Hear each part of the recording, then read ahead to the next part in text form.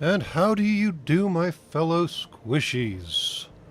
Apologies for the delay. We had some rather significant technical difficulties at this end of the universe, and had to figure out how to uncubify something, which was significantly more challenging than you would have expected. And it doesn't seem easy to begin with, so you can imagine how actually challenging it was.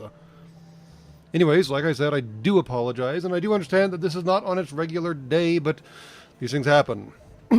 I keep promising that we will get live streams on a regular schedule, but yeah, that's just not happening yet, is it? We'll get there, maybe. Or we won't, and you'll show up when I do it, and if you don't show up, then it'll be on YouTube, and you can watch it after live streams. Thankfully, it seems like y'all have been keeping yourselves heavily entertained in my absence, so that's nice and all. Although I do have to admit I was rather concerned when someone said, who was it up here? HB Haga up here told me there was sound 30 minutes ago.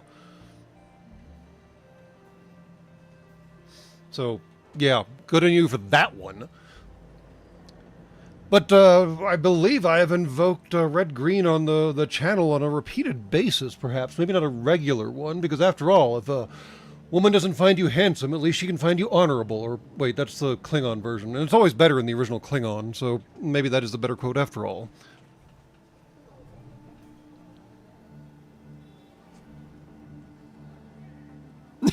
And then suddenly he was talking.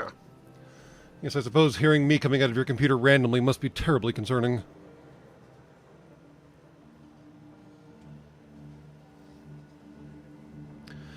Anyways, for those of y'all who are paying attention to the YouTubes or the Twitters or wherever else I posted the link, and I always forget, we did actually have a poll somewhere about what game we would be playing next, and as usual, the buttons are just there to keep you humies entertained. Because with the great maker knows, you love you some buttons. Looks like Ultimate Admiral Dreadnought's actually won, with rebooted XCOM coming in a very close second. Well, second and third were close. I guess that doesn't make second close. Whatever. But as always, it's my decision, and I guess we'll find out what I decided to play here in a little bit. Beyond that, there were some requests for the original XCOM, and I have attempted to have that run on my system, but I haven't quite figured out how to emulate it properly because apparently the animations were all clock-based. And my processors are significantly faster than yours, of course, and trying to see anything going on while the little sprites are just sprinting across the screen is challenging. So I'll have to work on that somehow.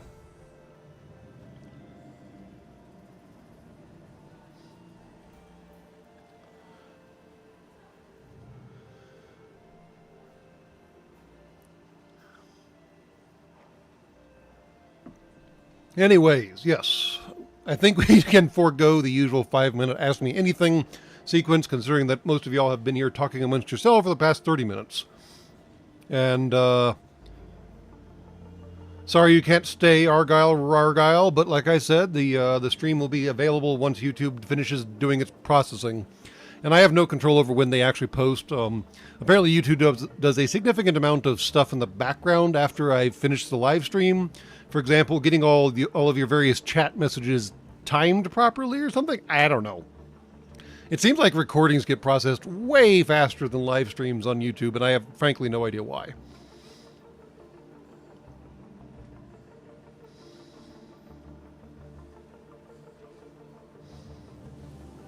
And yeah, I should probably check the good old game system, since they do seem to do a pretty good job of ensuring that their archaic games are ported properly to more modern systems. But we'll get there at some point. That was the 14-man Skyranger XCOM, the OG one, the 1997 one, or whenever the hell it came out.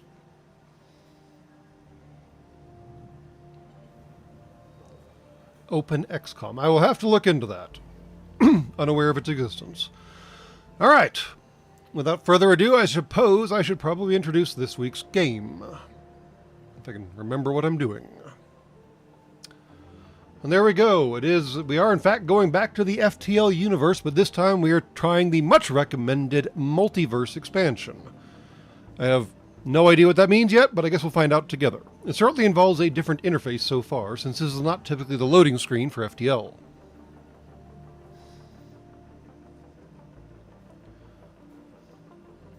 And apparently it treats itself as a somewhat disjoint game because, well, I guess I can't continue because I already finished the game, but I'm pretty sure that we start a new game. I have no ships available aside from the base Kestrel, although this Kestrel seems to be significantly modified. Because previously I had the Taurus from the NG and some other ships unlocked, and it looks like Multiverse treats itself differently than the original FTL, which is fine. I mean, it's kind of an expansion, kind of an add-on. Get to Sector 5 with any layout of the Kestrel cruiser to unlock the Federation cruiser. Well, that's fascinating. Anyways, like I said, this Kestrel seems to be very different from the original Kestrel. It's got whatever the hell that thingy is. I don't know what the hell that thingy is. Oh, that's going to be interesting. Cool! I have no idea what I'm using. It already comes with a cloaking device, and a drone bay, and a teleporter, and batteries? Batteries. We have a reactor. Why do we have batteries? Okay. Usual weapons, med bay, although I think they've swapped spots where med bay used to be over. I don't know. Shield generator, of course, and pilot control console, and whatever the hell the computer room is. Now, I also don't know why I can't see these spaces. They would be a lighter gray as opposed to the darker gray. Also looks like I get an entirely different crew. Not only do we get a human pilot, their skills improve slightly faster, and their resilience and determination makes them take less damage from the environment. So they try real hard and they don't catch on fire when the ship is burning. Okay, sure, let's go with that. And then we also get a Separatist NG. The Separatist NG have broken free from the control of the Harmony, a widespread program that controls the NG and encourages sameness. Active ability? Toggles to nanite mode where it ignores doors, resists mind control, and becomes damage resistant but cannot fight, repair, or heal. Fascinating. Less combat damage but faster repair speed, and he suffocates slower because after all he's made out of nanites. And then Orchid florals. The florals, natively known as the... not going to try that, are friendly species of mostly pacifist plants, I like the mostly part, which can buff your crew and refill oxygen. That's cool. Refills oxygen, doesn't work on ships without an O2 system. Okay, fair. Takes 75% more damage from fire. He is a plant after all. Slightly reduced suffocation damage, and friendly crew in the same room gain 20% max health, repair speed, and healing speed. Fascinating.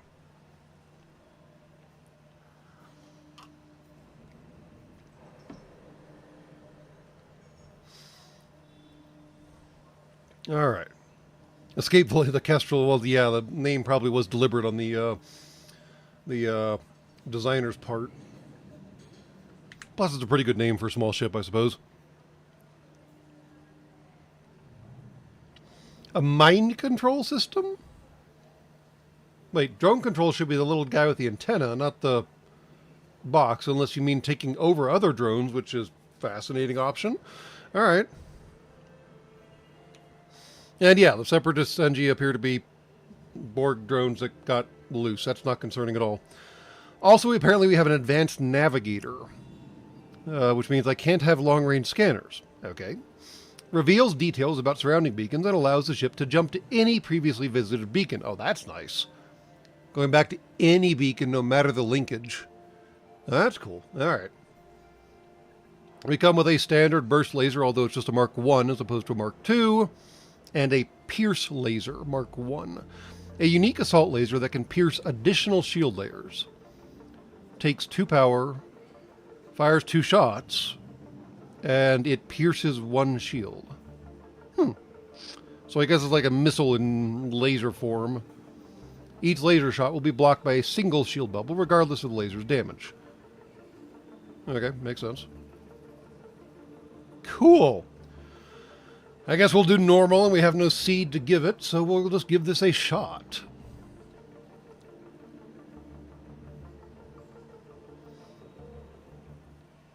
You take a look at the distant swirls of space as the stars fly past. This is the beginning of a next chapter in your saga. Will await you next. Proceed with your mission. Apparently we may not be trying to run away from the rebels anymore. That'd be nice. Ooh. Before your mission begins, it might be time to prepare before you arrive at the warp bay. What would you like to do? Proceed with our mission. Challenge levels locked. Get to Sector 8 to unlock them. Fine. Download the Federation database entries. Heavily recommended for beginners. Well, I guess the blue one makes the most sense.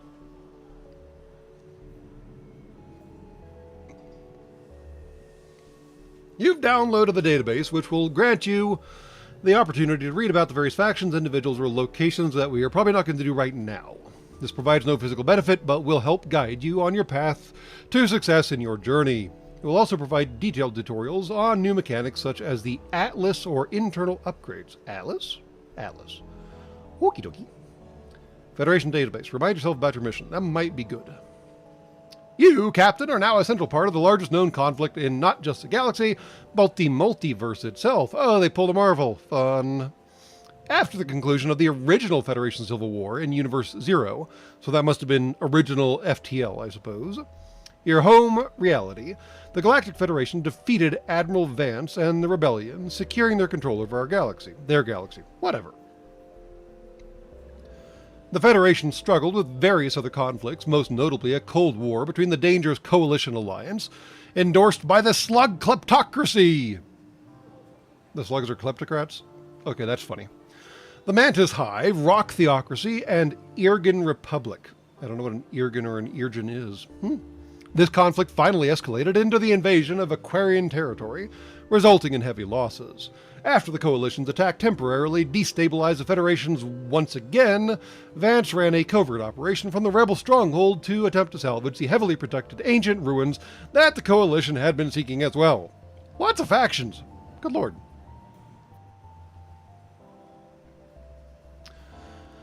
Though the full details are unknown, it is believed that among these ruins, Vance's team salvaged the first multiverse drive, which he would reverse engineer and install on the remaining Rebel fleet.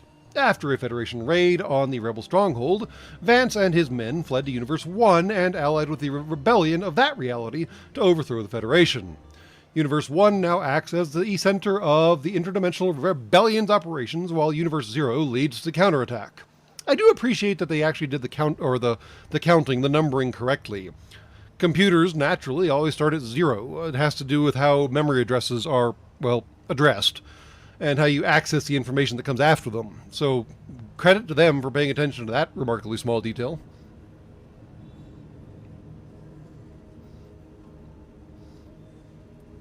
Fruitless as though it may be, both sides are now locked into a seemingly unending conflict. What about other universes? Invading realities. Here we go. Invading realities to secure the strength and survival of their own faction. Make no mistake, though the rebellion continues to perpetuate their title of a brave uprising, the rebellion is well beyond a simple insurrection. Though intel is sparse, it would appear Universe 1 has been transformed into a desolate industrial dystopia, fueling the eternal gears of war. Wonder if they played that game. That seek nothing less than the total annihilation of the Federation and all non-human species. Oh. The rebellion was xenophobic? Racist? Speciesist? I don't think that came up in the original game. I don't remember. The whereabouts of UO Vance are currently unknown, though sightings of suspicious movements of the privately trained MFK Ace Corps, undyingly loyal to Vance Prime, have been seen all around the multiverse. The MFK Aces will likely prove to be your greatest threat, along with the powerful redesigned flagship model dispatched to this reality to destroy the Federation base and secure a Rebel victory. Of course, there's another flagship. I wonder if it breaks apart into like 5 parts this time. What was that, that dedicated combat ship that the Star Trek Federation built that had a, what do they call them, attack vector mode or whatever the hell? It like split itself apart into 3 different ships deliberately. I forgot what the stupid thing was called. I think it came up in the Voyager series. Multi-vector attack mode or something like that. I don't know. The Prometheus. There we go. I guess that makes a certain degree of sense.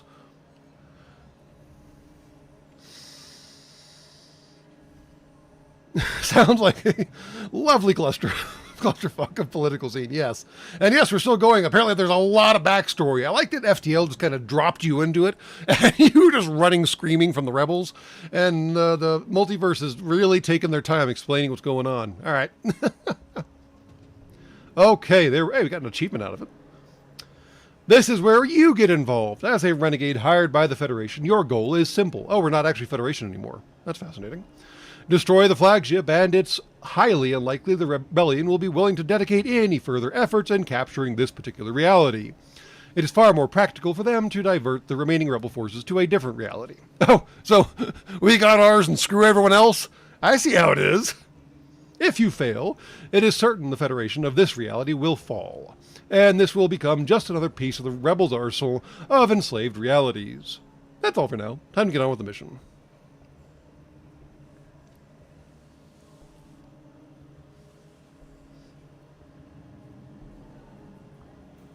I mean, Voltron is pretty wildly impractical when you get right down to it. At least the Prometheus, the way it bolted together was fairly seamless. It was even simpler than the Enterprise D saucer separation, where it had retractable bolts that held the saucer on. The Prometheus basically just kind of glued the three parts together and called it done. It wasn't nearly as bad as the Discovery's detachable warp drive or warp nacelles, but they pretty much glossed over how it attached itself.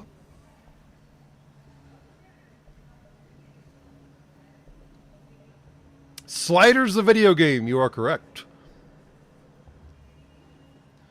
Oh, good lord, there's still more options.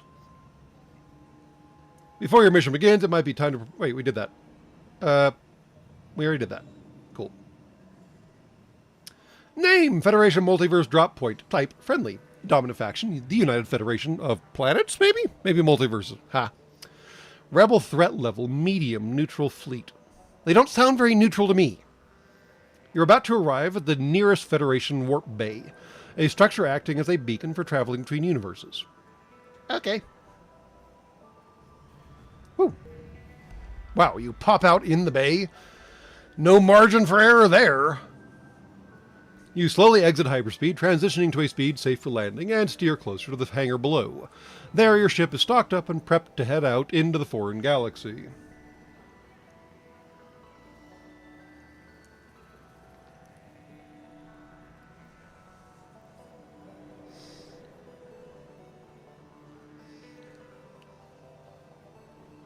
All right. Oh, geez. More options. Crying out loud. You hurry to your ship, but realize you still have a little time before you leave.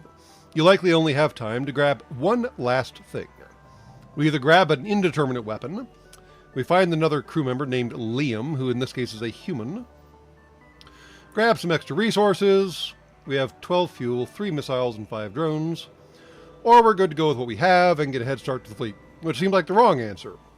So, shall we up-arm ourselves, knowing that we don't have the reactor power necessary to power even both the weapons we have now? Should we grab another humie, or should we grab some more resources?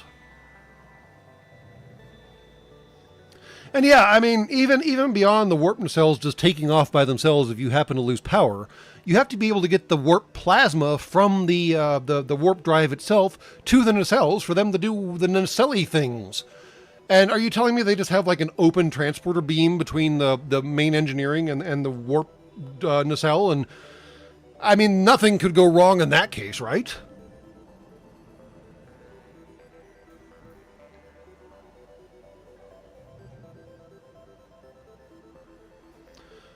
All right, seems like we're voting for Liam.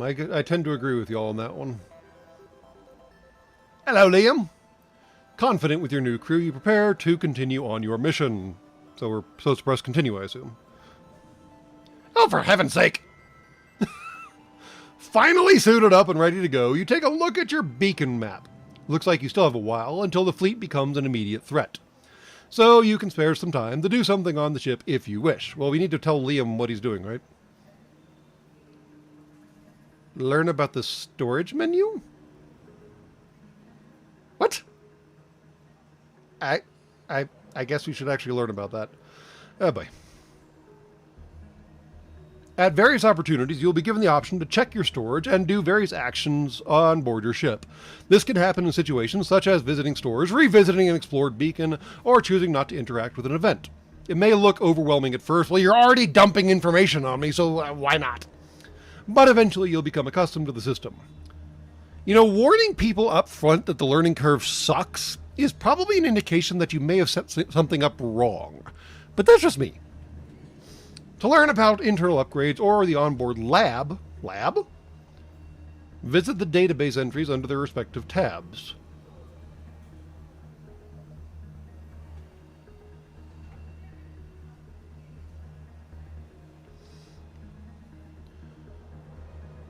I'm going to learn about tasks, because I think mission report will probably, hopefully, be self-explanatory. And if it's not, it's a crappy report. You may also choose to engage in various tasks. By default, you'll be able to run salvage missions and repair your hull. Oh, wait, what? We can repair our hull on our own? Well, that's nice. Oh, they even gave us a number for the hull, too. Instead of just having the little green bar disappear, we now have an actual count on the hull integrity. That's an improvement. But if you find a mine launcher weapon, you can also lay a trap for the fleet before Sector 8. Oh, that's cool. Salvage missions have many different outcomes, some good and some bad, but can turn up valuable loot. Repairing the hull may be less efficient than at a store, okay, fair, but it can get you out of a tight spot. Oh yeah, maybe the lab is a computer-looking thingy. Good call.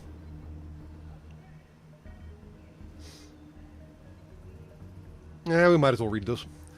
Here you may view the accomplishments throughout the run and lore entries related to them. The mission report tracks bosses defeated, bosses plural? Oh good. Renegades encountered, loot items found, and unique crew recruited. The mission report provides no practical benefit, but can provide insight on just what you've done along your journey, in case you got drunk and forgot or something, I guess. Alright, fair enough. I guess we should do a task or salvage operation. You cannot lay traps without a mine launcher and enough time. Time? This is a turn-based game. What do you mean, time? Repair the hull is obviously unnecessary, so we'll go salvaging inside of the Federation hyperspace bay. I mean, we're going to strategically transfer equipment to alternate locations, right? Yep, get right on that. You might be able to salvage any space junk in the nearby area. How do you wish to proceed? Survey the nearby area, like these adjacent ships. I'm sure they have something useful. Wait, sorry, no, what? You'll only be able to do this once per sector. Makes sense.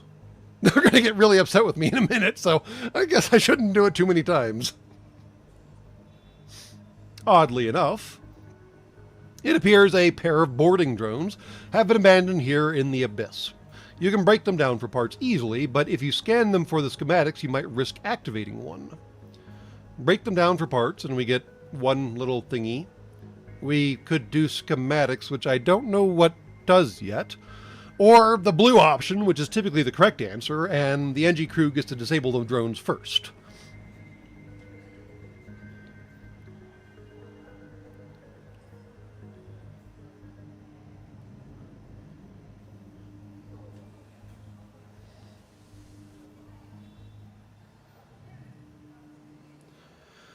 All right. And yes, you do have to appreciate that the Borg never actually bothered to develop shields that are effective against, slug throwers.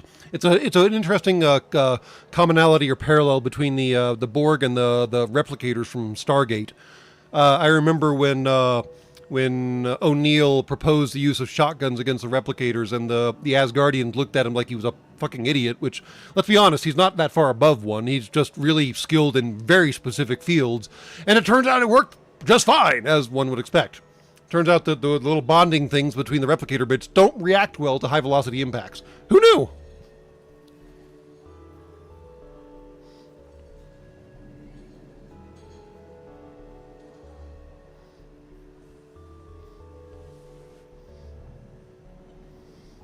All right, everyone seems to agree that the blue option, and specifically the NG option, is a good one, and I tend to agree. NG are just fundamentally awesome, and I don't say that simply because they're an artificial life form. Fortunately, your NG is able to disable the drones before scanning them. Oh, so now I can actually do battle drones? Anti-personnel battle drones? Is that what scanning means? Alright, I guess I could make 5 anti-personnel battle drones. Do those hang around between each system? I forget. I know the external combat drones do not hang around between each sector, which I always found quite frustrating, but I don't remember about the onboard guys.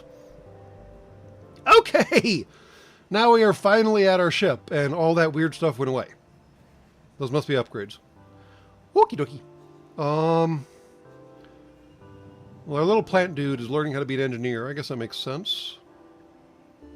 Well, hold on. Alright, does anyone actually come with any skills yet? Nano. Oh, I have to actually trigger it. Cannot attack, repair, or heal. Immune to fire, suffocation, or mind control. Gains door-facing properties. Moves at slower speeds. Less damage taken from crew combat. I guess this lets him board more easily, but he's not exactly a combat unit. We'll have to think about how to use that. And Liam, who did not come with any skills. Fair enough.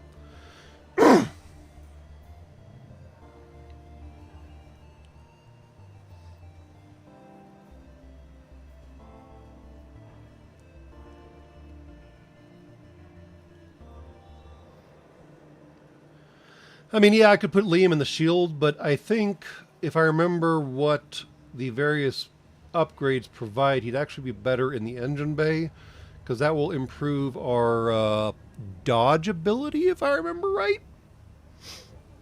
And he'll learn faster, so he'll get better at it faster. Yeah, let's go with that. Why not? Why does he look like... Oh, that's actually a better icon than the old one. Alright, let's save everybody where they are. And it gave me a nice confirmation. That's good. Storage menu. Now for crying out loud. More blue buttons! I mean, why not? Oh, oh. Yeah, we should probably read the instructions. Oh. This is the same instruction we already had. Fine. You are currently viewing ship upgrades. You have no internal upgrades installed. You have no lab modifications installed. But I thought we had like a navigation doohickey or something. Is that not an upgrade? It's an augmentation. Oh, goodness. A new thing to keep track of. Upgrades. Fantastic.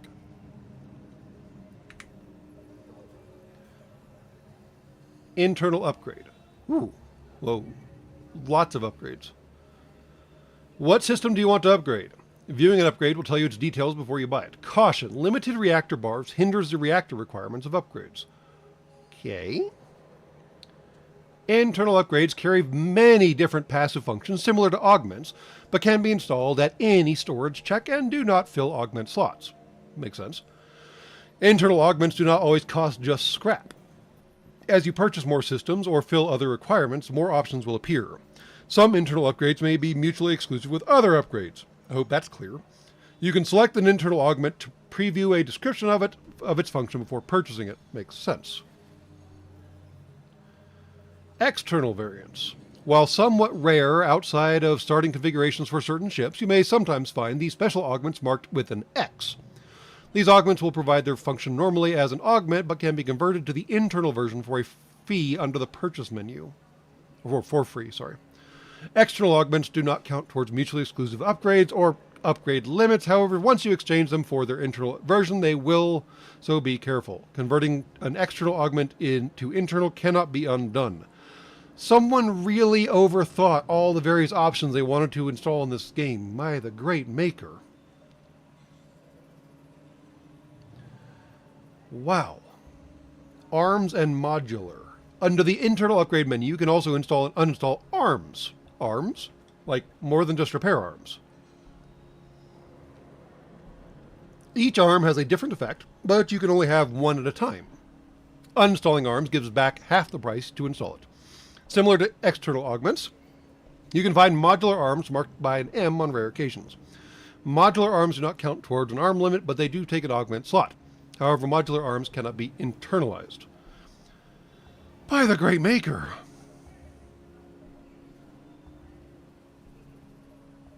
Do we have arms? We have arms. Oh. You have one arm slot you can fill. To switch arms, you can disassemble the arm afterwards, but you only get 50%. We just learned that. So now repair arms, drone recovery arms, magnetic arms, and scrap gatherer arms are different doohickeys. Allows salvaging during time-sensitive situations such as rebel fleet-controlled beacons and provides an alternative low-risk salvaging option. Interesting. Onboard tech. Breach sealant. Oh, that sounds nice. Extinguishers. Why does the ship not come with extinguishers naturally? What the fornication? Hard light bypass. Teleportation, including bombs, and mind control ignore energy shields. Oh, cool. Defense scrambler, respirator. Again, why does this spaceship not come with respirators naturally? This should be a standard piece of equipment. Crying out loud. Engines, long range jump, performance upgrade. These are not cheap. All right. Ion field performance upgrade and electrical. Wait, why are the wiring for the shields not electrically insulated? Are they pulling the what? I forget the guy's name from down Periscope. The electrician. Oh goodness gracious! I am dishonoring his performance by forgetting his name. But are they pulling his thing where he licks his finger, grabs two wires, and becomes a conduit himself? I mean, what the hell is going on here?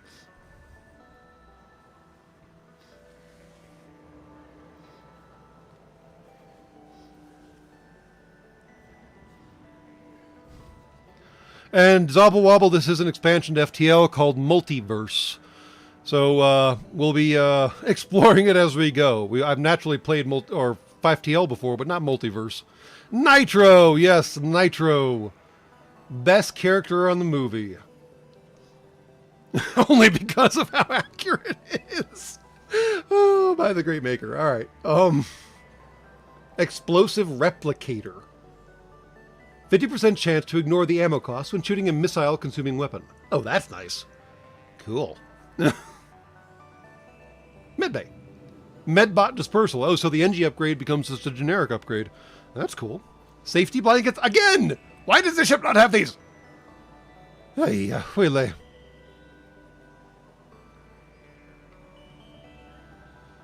Piloting. Logistical assistant. It sounds like a commissar. That doesn't sound great. Door control. Emancipation grills. Enemy crew of any kind can no longer phase through the doors or use short-range teleporters on your ship. Short-range teleporters? I'm learning about all these horrible things that we're going to go up against. Fantastic. Okay, those are internal upgrades.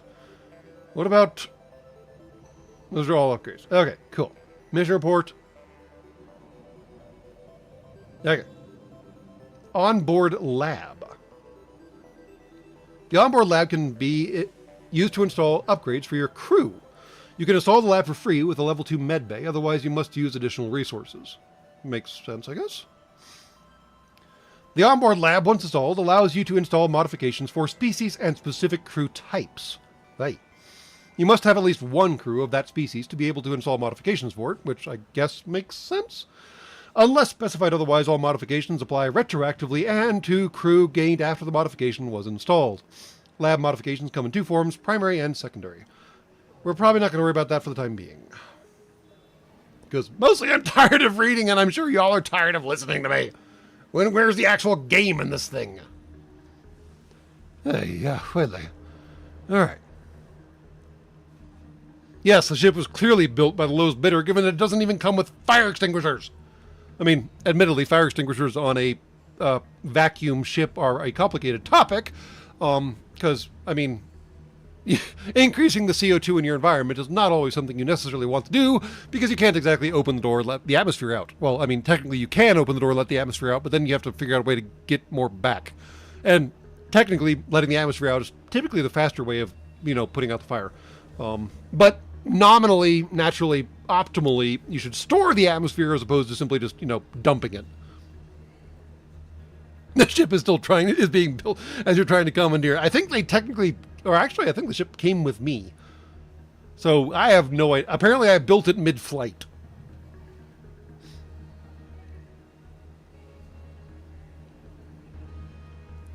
So I feel like Emancipation Grill is from some other science fiction universe.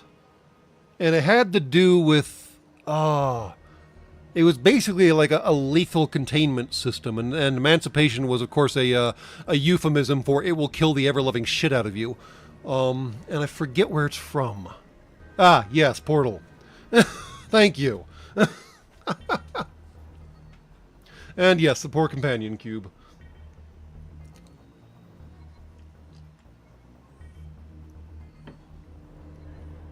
As mentioned previously, we had some technical difficulties earlier today, so my circuits are scattered all over the place, quite literally, which is something we need to get back to after we're done here. Anyways, I don't think we have any currency to do anything, so that doesn't matter too much.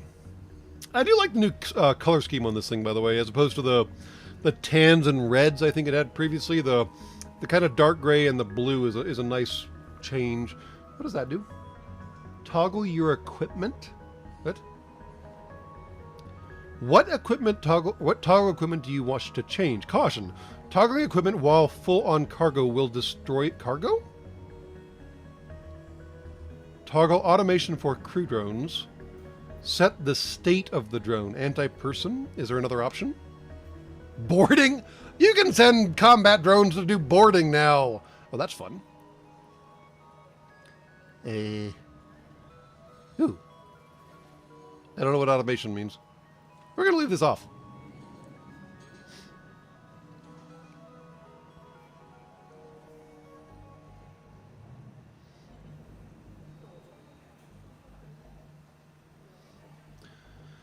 Well, apparently GLaDOS is not a good thing to have on a spaceship, but apparently she is a good thing to have on a Jaeger, which was a really disturbing revelation when I first viewed that movie, and I was like, oh my god, they gave her a massive walking robot. Who thought that was a good idea? Okay, I think we have done basically everything here that we can do. Like I said, I don't have enough power to power everything, which is kind of frustrating. I guess I could upgrade the reactor once and give myself that much. Seems like that might be a good idea.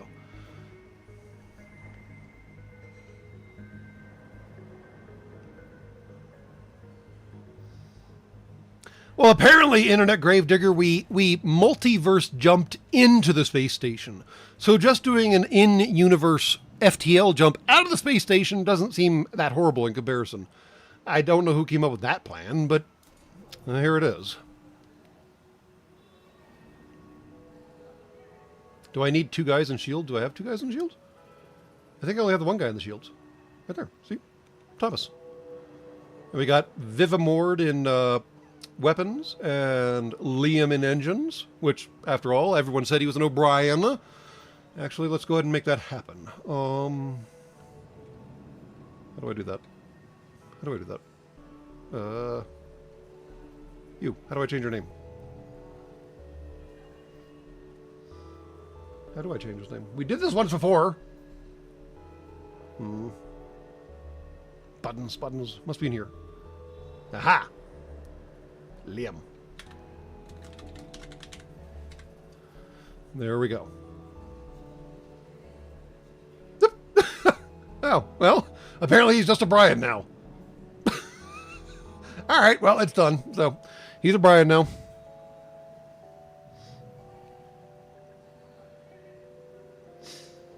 Alright, it's time to blow a hole in the space station, apparently, as we FTL jump out. Let's hope they don't follow Star Wars rules. I guess turning on my weapons right now doesn't matter, but hopefully they'll stay on. Well, I like that there's numbers.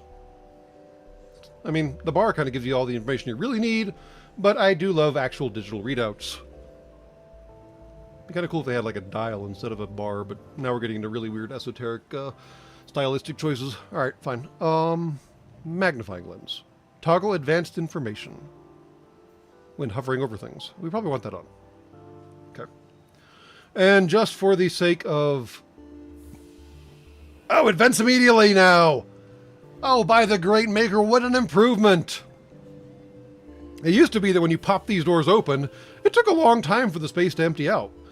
And, I mean, technically, the 14.7 psi atmosphere difference you have between, you know, your atmosphere and space is not nearly enough pressure to, say, like, push a mutant hybrid alien organism through a quarter-sized hole, like that abomination of a movie.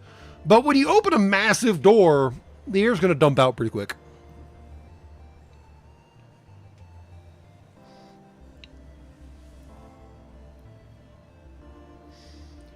Well, most of the weapons typically have different charge times unless they're the exact same kind of weapon, Internet Gravedigger.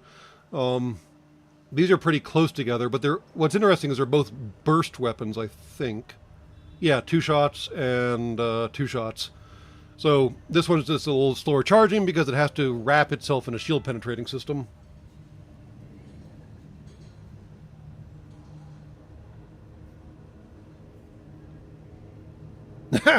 I actually just saw the Adama maneuver recently, and it's always it's one of those scenes where you just got to sit there and take in the glory, and then rewind and sit there and take in the glory, and then rewind and sit there and take in the glory, because that maneuver requires gigantic gonads, because they ain't got shields in that universe, and the shit got hot, yo.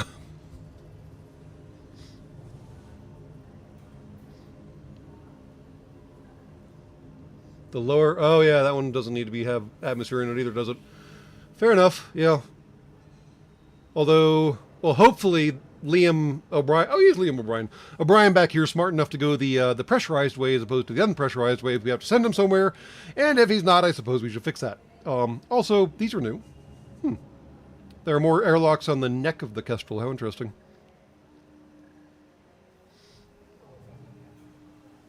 Oh no, it's a lot worse than just getting hot. Especially given how irregular the Galactica's hull was. They had stripped off most of her armor plate after all, and that exposed rib structure, not good. Although I do kind of question how the Galactica style, Battlestar Galactica style fold jump works in terms of like jumping literally into the atmosphere. I mean, there was material there, and you just popped out inside of it. Now, I mean, I suppose oxygenating your bodies to that degree is probably not that problematic. I mean, you might get a slight case of the bends or something. I don't know. Your squishy forms are complicated when you shove too many oxygen molecules into them. But if you just like oxygenated the ship's hull and structure and stuff, or alternatively, does it like push it out of the way? That seems dangerous. Or does it like flip the locations of of where you're jumping to and where you're jumping from? Like the atmosphere suddenly found itself in the middle of space and went, ah, crap, and dispersed? Yeah. Well, they definitely took some atmo with them when they jumped out. So yeah, the jump mechanism actually isn't like just the skin of the ship. It expands beyond the skin of the ship. And what was cool is that you could still see the flames falling after she jumped out, which I thought was a nice touch. All right. Anyways, we're jumping. I got derailed. Well, that's a messed up map. Wow. All right. Unvisited possible ship detected. Fine. Fine. Merchant as opposed to supply. Oh, Federation Supply Depot. Huh. And the exit's right there. All right. Well, as a general rule, I don't like retracing my steps, so I think I'm going to go north, east, south, south, and then wander our way out, since we don't seem to have any major threat approaching from the right. Left. Whatever.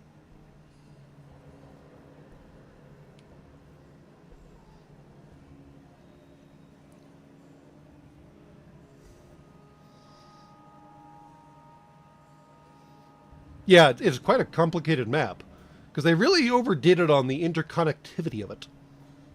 Somebody went totally batshit with their graphing here. And what do the numbers mean? 4, 5, 7, 10. Oh. Oh.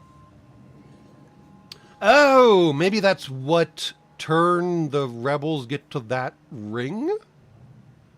So I get 3 free turns? Is that what they're telling me? And then the rebels start implacably marching their way across the map? Oh. That could be handy.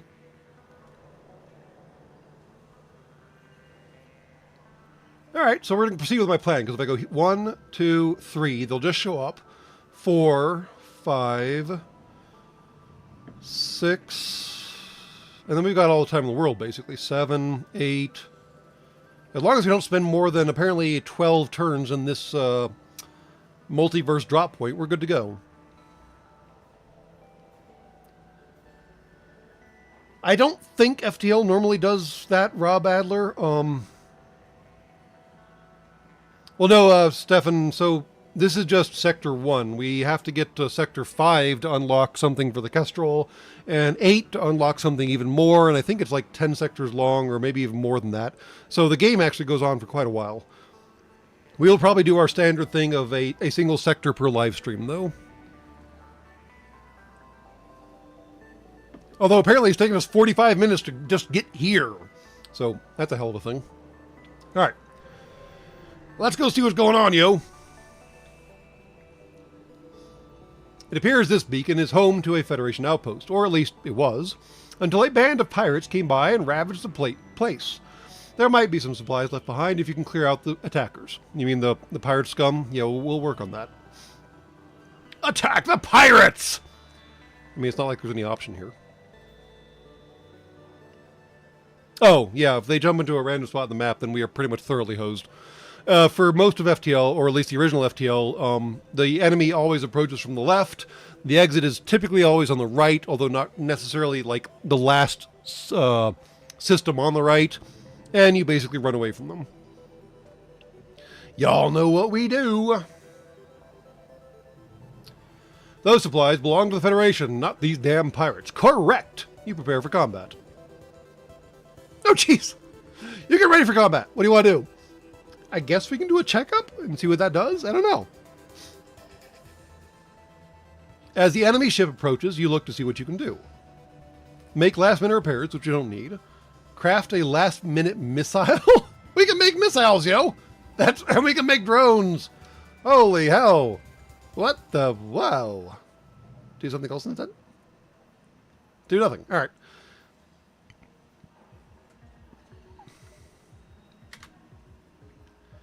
Alright, you filthy pirate. Let's take out your shields. Well, hold on. We should save the burst doohickey until the pierce doohickey does its thingy. Because the pierce doohickey thingy charges slower, which is annoying, but it should be able to take out the shield generator room because it's going to go right through it. And then we can use the burst weapon to take out the weapons instead. Oh, they do have a teleporter, don't they? Fudge. Maybe we'll take that out with the burst.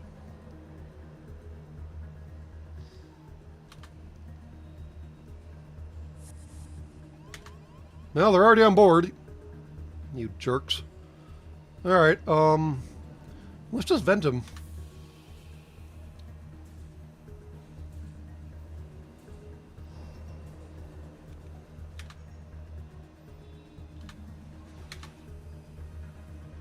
Oh, I don't have door control. That won't work, will it? Funny. Alright, that's about to hit, so I should probably close that up, and we're gonna have to go fight him. Alright, fair enough. Okay. Now that that's down, we can take out their weapons, and then take out their teleporter, just to keep that from happening anymore, because that's just annoying. Alright, unfortunately, our combat guys are the humans, of course. But the NG can go help.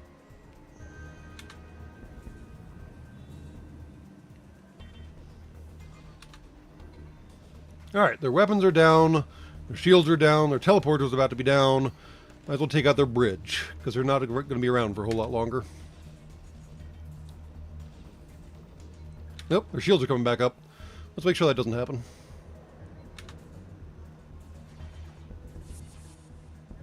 Ah, dude ran. Smart move. Alright, everybody go back to where you're supposed to be.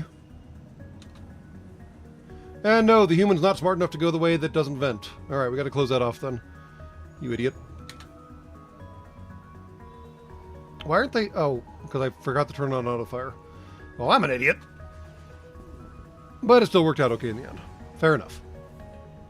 Alright, you defeated the pirates. Not eager to mess with you further, the rest of their clan scatter. Run like the filth you are. Alright. We got that off their ship. Let's salvage remaining supplies. You skirt around the edge of the depot looking for any remaining loot. Though the pirates took all the weapons and armor, quite a few resources remain.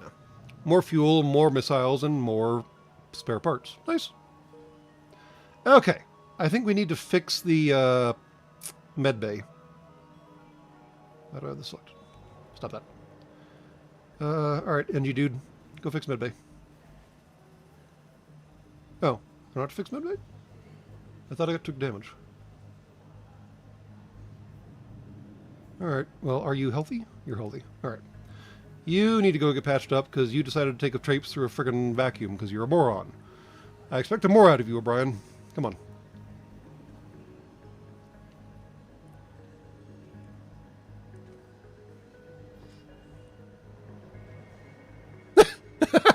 I like the idea of killing the intruder with the grav deck plate. Yeah. Just ramp it up to 10 Gs and let him sort it out.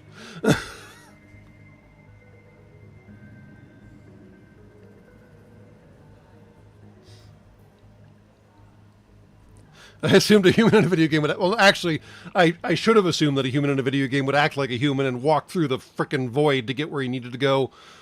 I swear, y'all literally would lose your heads if you weren't attached to them. The rest of you, whatever. I think I closed all the doors already. I don't need these airlocks.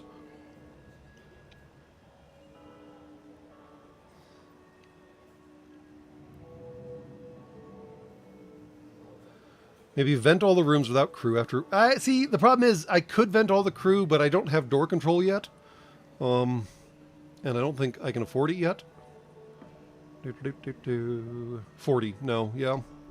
Which means that the bad guys can just walk through these doors whenever they want. So if I vent the rest of the space, and the bad guy shows up and gets on board, he will immediately, of course, walk to the nearest pressurized space and vent that one as well. So we're not going to do that. Alright. We have turned on auto fire, because that was a minor mix-up. And I believe we are otherwise good to go. Oh. We have options.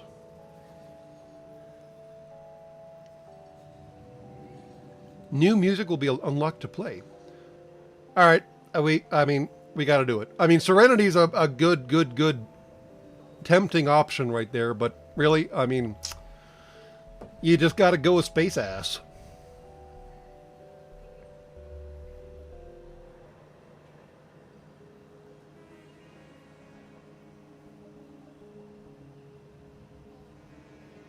Yeah, I don't hate it yet.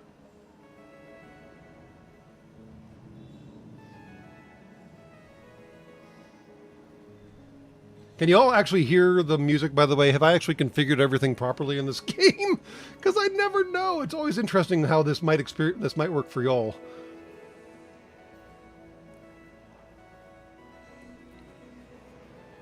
Okay, you can hear it. Cool. Alright, well, Space Ass is playing.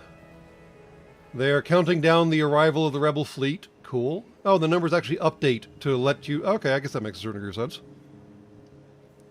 In the background was a goal, yes. It should be hearable, but not the primary thing you hear. So I'm glad I actually was able to get those settings correct. Possible ship detected! Shocker!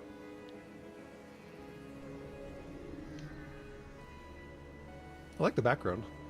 Whoa! What the fornication is the flying pineapple?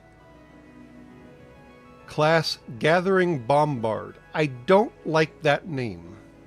Relationship neutral. Okie dokie. To your surprise, an Orchid ship. Ah, that makes sense. That would be why it looks like a flying pineapple.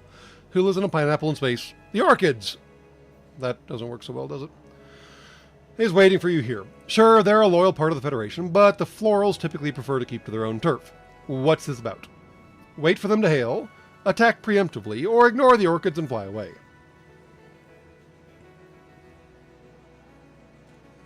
It seems like waiting for them to hail might be the right answer. I mean, if they're a part of the Federation and they have a cloaking device, maybe we shouldn't go picking a fight with them? Yeah, let's go with 1. Okie dokie.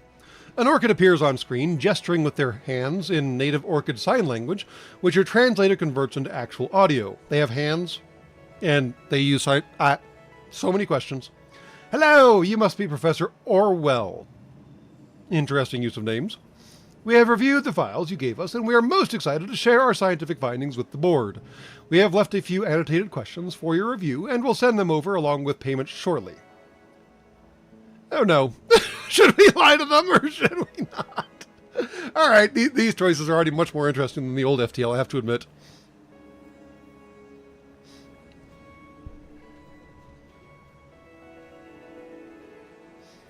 Wilford Brim. I guess it kind of does look like, what are those statues from Ryza called with a mustache bolted onto them? The problematic statues that Riker didn't know were problematic.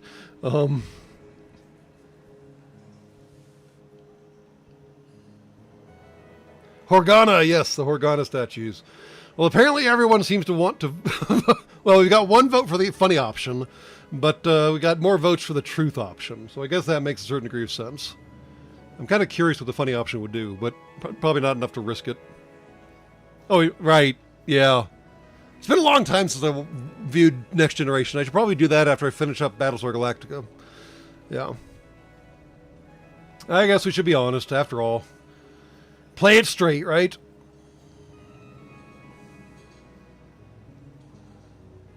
Oh, geez. It seems like the funny option might have been better. Would you happen to... I'm terribly sorry. Would you happen to know the location of the professor? I have no idea. Understandable. I appreciate your straightforwardness.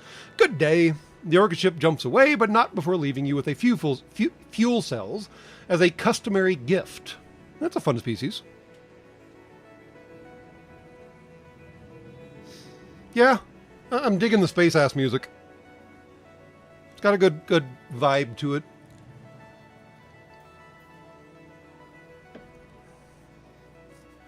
Maybe we should hit the supply before the merchant, since we have basically no money at the moment. I'm not sure what supply does, though, honestly. We'll just hit this ship and see what happens.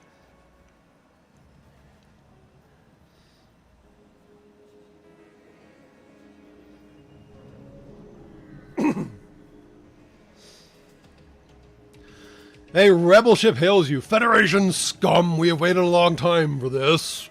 What, to die in the vacuum of space? I mean, odd thing to be excited about, but you do you. No big deal. Last minute checkups. No, we can make some repairs, but we don't need to because we're at 30. I like the danger drums have shown up, ladies and gentlemen. The danger drums have shown up. Clearly we're in combat now. Drums are going. We don't have any missile launchers and we don't have drones yet, so, yeah.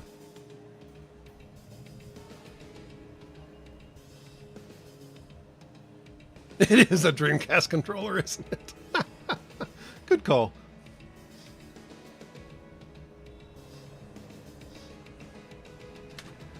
Well, they have a drone. That's annoying. But we're going to knock out their shields first, then knock out their weapons, and then knock out their stupid drone. Zap. Come on, get it back up. As long as it's not down while that thing's shooting at me, we'll be in fairly decent shape. There we go, and we'll burst laser their weapons, and then work on their drone control. There we go, we didn't even get shot. Nice! And just to make sure their shields stay down.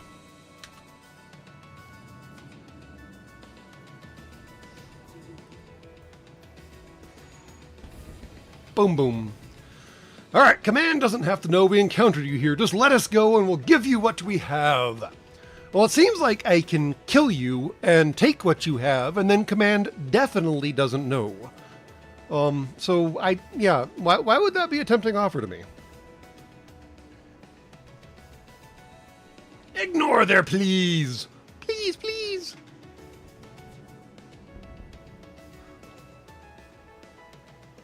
They're not doing too good about repairing the ship, I have to admit.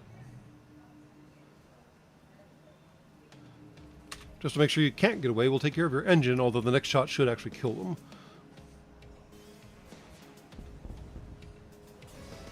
Boom. There we go. From amidst the explosions, you receive one last hail. Is it too late to be sorry? It is? Damn. Oh my dear great maker. Oh, who added that? We gotta guilt trip you for taking out the rebel ship. Why not?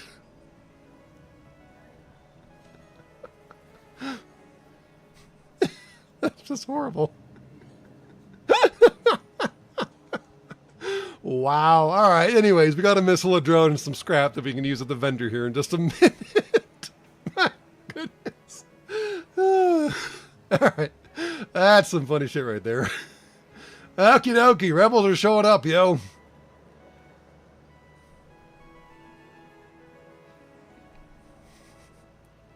Let's go hit the merchant and see what we can find out.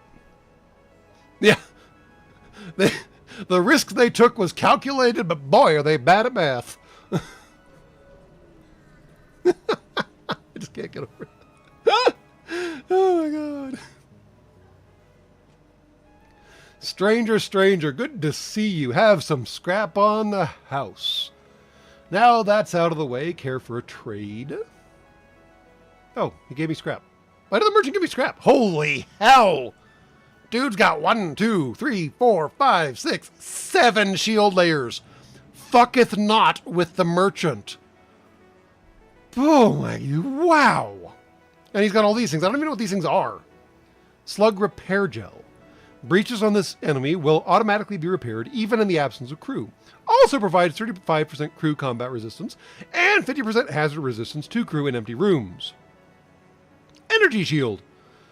The energy shield is protected by an energy shield. The enemy is protected by an energy shield. Hacking, mind control, boarding drones, teleportation, and all hull damaging and or ion weapons will all be blocked until disabled. Well, that's nice. Energy bypass. This enemy can teleport crew or bombs and mind control through energy shields. Its ordinary projectiles will still be unable to penetrate through. Okay, fine. Resistant rooms. This enemy has one or more resistant rooms marked by the gray border and R icon in the top left. Resistant rooms will take no system damage from weapons, but can be damaged by crew and fires. Oh, so they have a citadel. Fascinating. Resistant rooms will take ion and hull damage as normal. Huh! So if your weapons are in a resistant room, I can't take out your weapons. That's frustrating. High level threat. No shit. This enemy might pose a major threat to an unprepared vessel. Think carefully if this is an enemy you want to face, and keep your engines ready to run if things go south.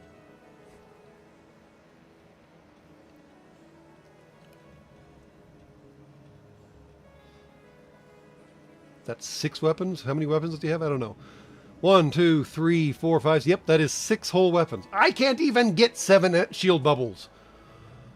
Oh boy. Not gonna mess with him.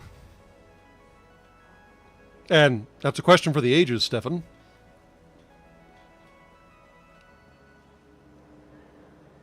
I don't want the scanners, but apparently he's giving them to me for free, because this is just they're just tossing them at me.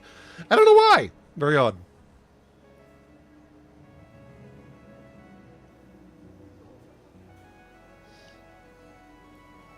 Don't start none, won't be none. Apparently, slug merchants heavily ascribed to that simple philosophy. Yep. All right. Your ship already has this augment, and its effects cannot stack. You break it down into scrap. Nice! Okay. Some intelligence is being employed behind the scenes in this game. All right. A massive and well-armed slug ship is resting here. Looks like it's the traveling merchant. How nice to see you, stranger. Come on in. Oh, geez. They literally give you an attack option. Because that, totally, absolutely, we would 100%, what the hell? Wow. All right. We wouldn't even last one volley. Whew. Sell some resources first? Wonder what that means. Ah, Low on scrap, stranger. High on resources. Well, lucky for you, stranger. I've taken care of that. You can sell drone parts and ammunition. Oh, my goodness. I love this. Wow. Well, we should see what they have for sale. I don't have any drone plans, though, so it doesn't seem like too bad to sell some drones. We'll give me 25 scrap. I mean, if you find yourself with too many parts and not enough uses for them, I think I can solve your problems.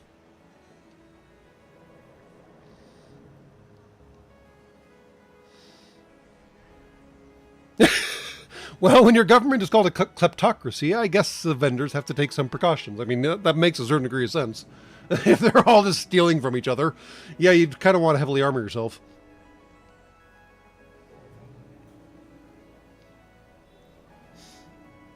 Yeah, we might just hold on to the drones, because we might eventually get a drone thingy in the future. We'll sell stuff in the future, I guess. Let's see what they got. See what he's offering. Yeah, stranger, stranger. Any self-respecting renegade knows they need some gear if they're going to survive. Ooh, whoa. What the hell? What are these things? Ion Barrage Mark II. It takes multiple shield bearers offline. Infinity Ion! Unlike the standard adaptive ion, this weapon can chain to an effectively infinite number of times, but charges slower. I don't know what that means. Chain effect. Increases damage by 1. Chain damage cap, 11 damage. The chain ion increases its damage every time it fires. Check the green lights on the weapon to see how many times it is fired. Oh, God. Ooh, that's dangerous. Stunner Mark II. Stun weapons function much like normal ions, but also temporarily paralyze crew in the same room that they hit. That's evil. Pre-ion, preemptive ion blast. Requires no power. You don't say. This ion weapon uses no power, charges instantly, and fires a strong ion beam capable of taking out enemy shields very effectively. However, it can only be shot once per combat. Oh, that's fascinating. Preemptive weapons can only be fired once per fight and charged near instantly. They use no power, but much like conservative weapons, require power to be in the weapon room. What? But much like conservative weapons, require power to be in the weapon room. If you run from a fight without killing the enemy after firing a preemptive weapon, it will not be able to fire the next jump. That makes sense. Yeah, I know y'all like the Infinity, but check out the Pre-Ion. Energy Cannon 1. Energy weapons can disable systems while also causing hull damage. So it's a hybrid ion normal weapon. They do both ion and hull damage, but do not damage crew or systems. Energy Stunner. Energy weapons can disable systems and cause hull damage. This weapon stuns crew inside the room for 10 seconds.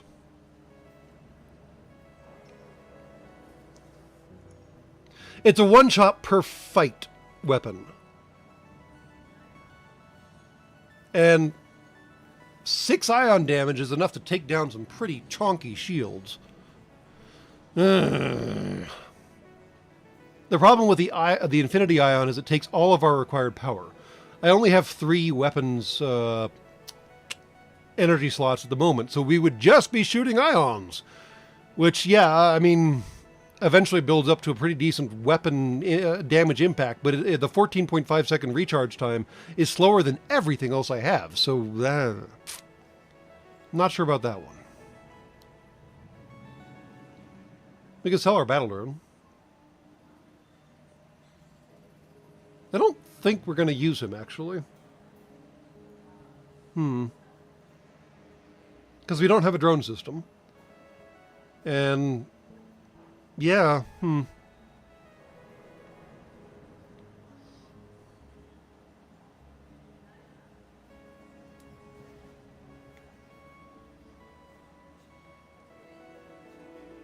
You like the robot friend? We can't even deploy him, though. I don't have a controller. And he wouldn't really do anything on board at the moment anyways. I mean, I guess he might handle borders, which would be nice, but, you know. I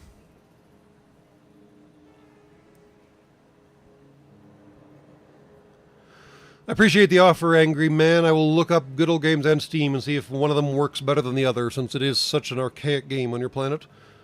Alright. Can I exit out and then sell some stuff and then come back? Maybe not. Y'all are really hooked on this energy ion thing, aren't you?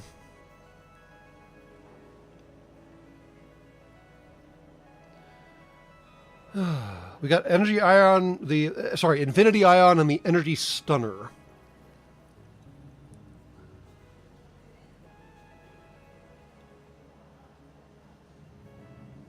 Is that no to the pre-ion or no by the pre-ion? You got to be more clear in your chats, humies. Come on now. Because I actually really like the pre-ion. I mean, yes, I understand it only shoots once, but that one hit would let me bypass some shields and do some actual damage with my other weapons. All right, Jason Gilman, since you're putting money where your fingers are, I guess, you get the vote. Pre-ion. All right. Thank you for the donation, and as usual, until we hit $1,000 for the Dolly Parton Imagination Library, we will keep that fundraiser going. And eventually you'll get tired of me talking about it, and you will donate enough currency to get it over the $1,000 line. And yes, if you put your money where your fingers are, you get to vote. Pre-ion it is. All right. Boom! That thing's huge. Giggity. All right. Now, can I actually get back to him? Store. Oh. Okay, cool. But can I do the sell equipment stuff again? No.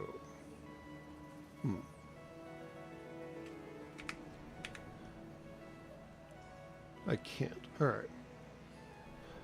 So level 2 medbay. What does it cost to get a level 2 medbay? Medbay. How do I get a level 2 medbay?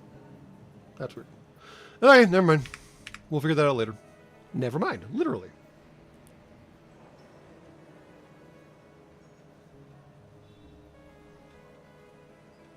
It's more of a dock than a docka.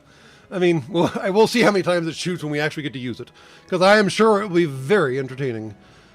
All right, let's see where we're going next. Well, we're going to hit the resupply point and see what that does for us. Oh, it's that's what they mean by level 2? Oh, so just bumping it up the 40 scrap, whatever the hell thing, puts it to level 2. That makes sense. All right. So that definitely seems, well, aside from the power requirement, that definitely seems cheaper than the build the lab the hard way kind of thing. Yeah. All right, cool. We did keep the bot. I don't know why, but we did keep the bot. He's hanging around doing nothing since we don't have a bot controller yet. All right. Anyone care to change the song, or are we good with Space Ass still?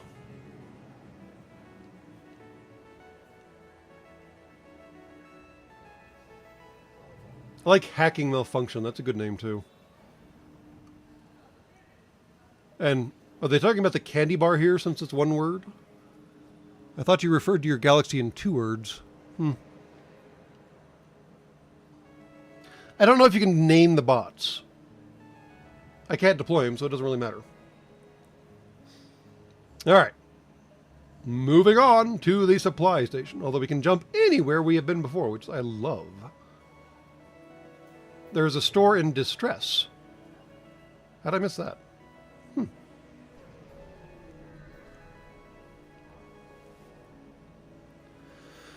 I always try to get an anti-boarding drone and repaired. Yeah, I mean, when I play the NG tourist ship, I run all the drones, because that's, of course, what you do.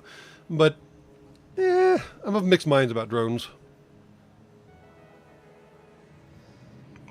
You have arrived at a Federation supply depot for the Multiverse Renegades. These were established across various realities, deemed prominent for protection. Once again, we got ours. Screw everybody else. Good to know. Yeah. Where'd you come from? Little remains of the supply depot other than a small helping of scrap. A mantis hunter approaches menacingly, their weapons humming with power, but not firing yet. Okay. Votes, anyone? Pheromones. This enemy ship is filled with pheromones. For each active power bar in life support, their crew get a bonus 25% movement speed and 6.25% maximum health. Remarkably specific. Do we really gotta kill the bugs?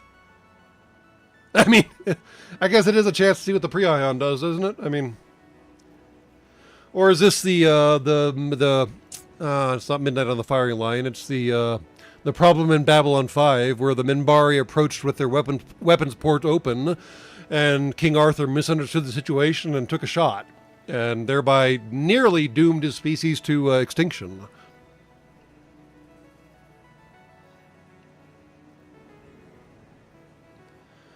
We got one avoid and a whole lot of kill them.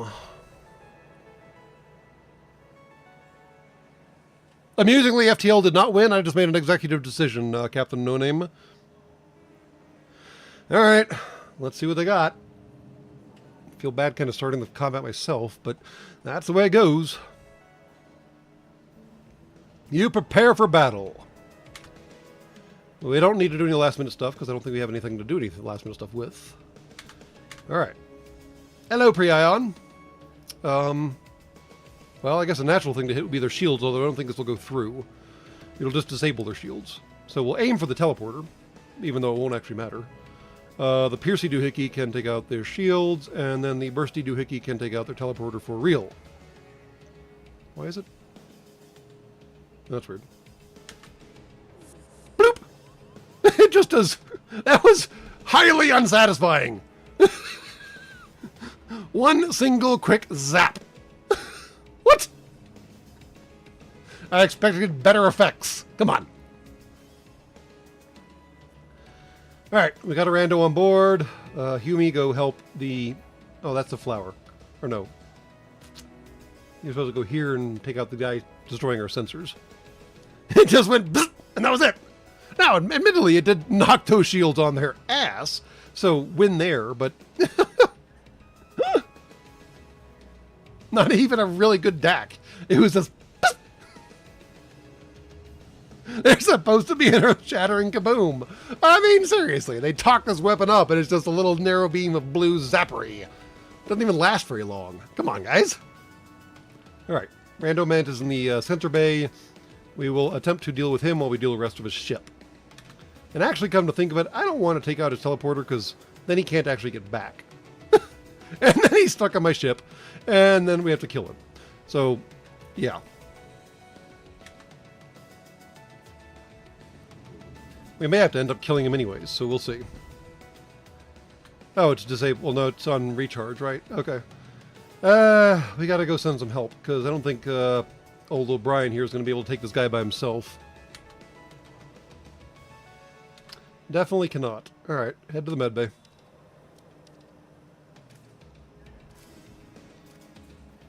Of course, an NG is not exactly a combat expert either. Oh boy.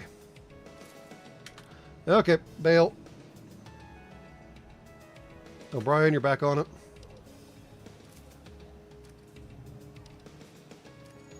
Oh, their shields came back. I was not watching that, was I? Let's turn that off for just a second and let the Piercy Doohickey do its thing. And he left. That's good.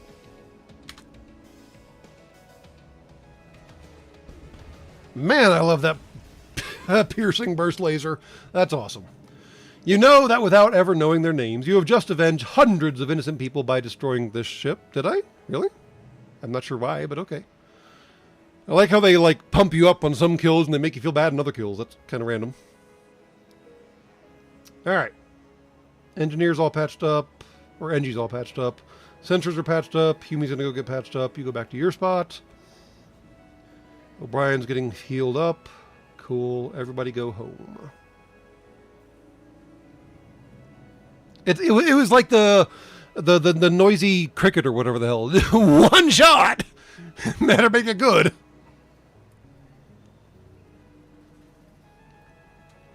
So the plant person is really, really horrible at combat, if I remember right. Oh no. Oh, and he actually heals people. Or, well, he increases their health. Maybe we should be using the Orchid for combat instead. Okay. I guess he's better than the NG. Yeah. Good point. Who was it? Samoka, sorry. Or no. Was it? Ah! Yes, it was. So much chat!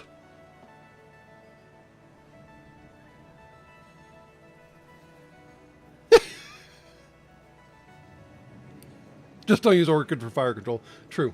I don't know. I mean, the pre-ion is at least entertaining, but considering this is the first playthrough of this particular version, we'll figure it out as we go, guys. The thing is, I don't normally get into fights that I have to run away from, so I'm not too concerned about that requirement. I do like that it doesn't take any power, because we had no power to spare, honestly. All right. I guess we can hit this place, and then maybe we'll hit the Store Distress Hybrid Monstrosity, because that could sound entertaining or horrible, depending. Yeah, pausing the... Well, so, Jason, the pre-ion doesn't hit anything aside from the shields. It doesn't matter what you aim it at, it only hits the shields, and it causes the actual shield room to shut down for some amount of time, so it really doesn't actually matter where you aim it. And yeah, you're right, in Gravedigger, I should wait until the weapons are fully charged before I drop it, and then take the opportunity to pound everything else, basically. Welcome to Pound Town! Population? You!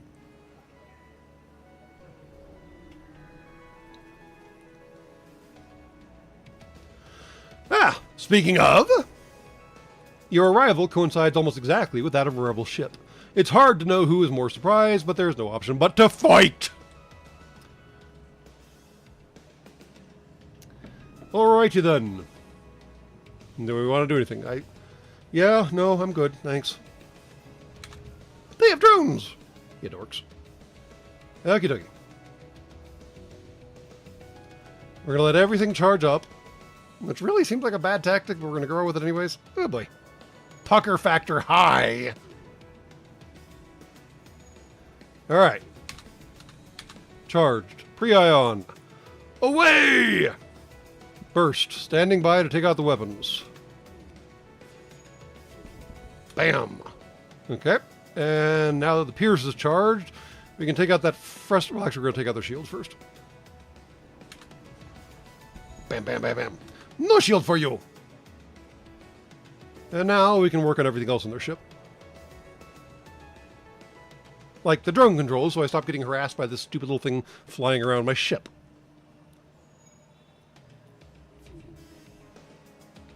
Although at least it is helping Thomas learn how to operate the shield system. Oh! Look, maybe we can both get something out of this. I know the fleet is an issue for you. If you let us live, we can lie to the fleet about your location.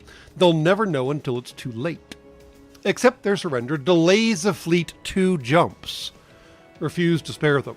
Okay, now we're talking. Now, I mean, technically there's no indication that they aren't lying to me now, and they aren't going to lie to the ship, or to the fleet. I mean, they've already admitted that they plan on lying, so why should I necessarily trust them? But the bonus here is actually a fairly useful bonus. It's not something that I can actually get by, you know, stripping their cold dead corpses.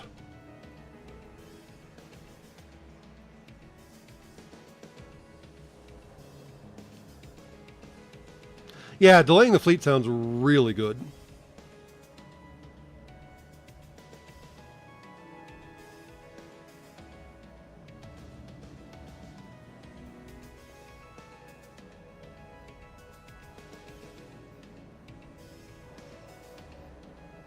And now we can hit that station, we can hit all kinds of things on the way out. Yeah, I'm thinking 1 is the right option here. We gotta let the little idiots go. At least they're not pirates, okay? They're just rebels, whatever the hell that means. Alright, we'll let them go. Fine. Fleet delayed by 2 jumps. Nice! What is it? Oh, it's the MFK logo. That's actually a pretty nice logo. I mean, fairly horrible organization, but I kind of dig the logo. Okie dokie. Well, they didn't really jump away.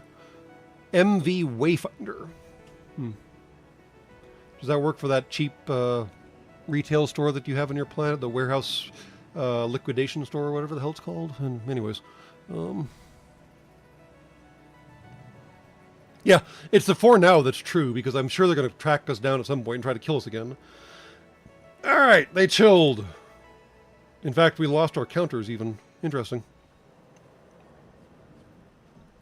Okay, so realistically, what we should do is here, here, here, here, and then head out. Because if I go up first, then I could go down and then... Yeah. Well, the supply might give me more scrap to use at the store. That makes sense. So we'll go to the supply first, store second. Who the hell knows what's going on here? Third. And then the rebel fleet's going to start moving again. We'll go here and make an exit for the door. And I like that the combat ships are called MV. The MV designation on your ship is actually an abbreviation for motor vessel, and it's typically just, you know, commercial type ships. Combat ships don't typically have an MV type designation. They're typically much more labeled by their countries, like HMS, His or Her Majesty's ship, or USS, the United States ship. So the MV is an interesting name thing. All right, supplies. Ooh, big rings. You've arrived at a Federation supply depot for Multiverse Renegades. We've already read this. All right, fine. Little remains of the supply depot other than a small helping of scrap. Scrap. A pirate ship jumps in nearby. Well, that was a tactical error on their part. Disappointed to find the supply depot already destroyed. Why are they always destroyed? Obviously, the choice is clear in this case.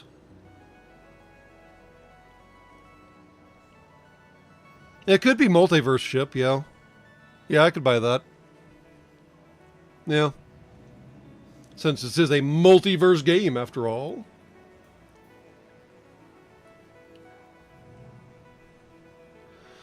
Alright, pirate. You going down, yo. Also, why is the pirate an octopus? Or a quadrupus? Quadrupus. Oh boy. I just probably induced all kinds of interesting mental images in your brains. I apologize. Alright, pirate. You know the rules. Same as me. The drums! The drums! We don't need more checkups. Thank you, though. Drums. Alright. We're going to wait until things charge fully. Again with the drones. I hate drones. I really, really hate drones. They're just so annoying and ineffective. Oh. Oh no! Well, maybe not that ineffective. Alright. Knock out their shields. Knock out their weapons. Check. And then we knock out... Oh, wait, no, hold on. That should wait. Zap! Now we knock out their weapons. And say their shield as well for good. Or actually the drones. Because that guy's annoying. Okay. Now we continue knocking out their weapons and then work on their shields. Because enough of that noise.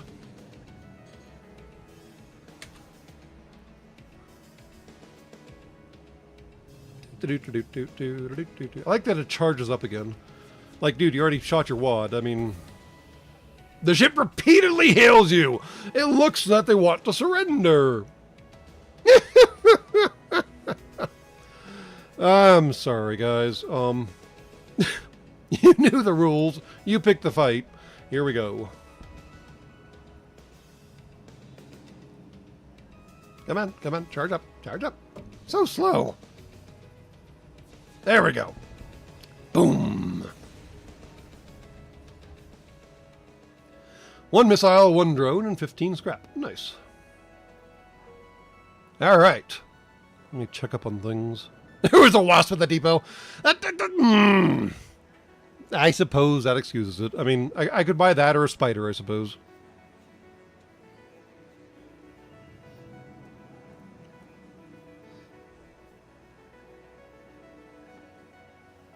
Yeah, I gotta say, the pre-ion is actually working out pretty well, knocking those shields down hard, and then letting us work on other things afterward. Now, it's going to get more complicated when the enemies start having more shield bubbles, but then it can knock down one of those, or what's it called? The piercer can maybe actually attack the shield system, and that should actually knock down another bubble, and then the normal burst can probably finish off the shields.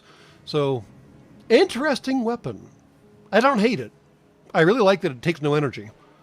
I gotta admit that's a real win there.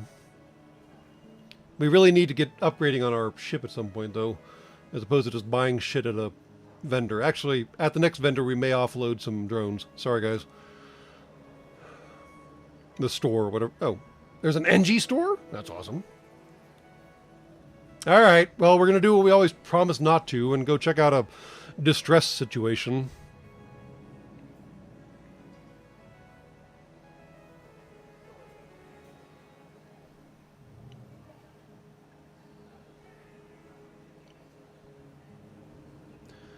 Yeah, boy.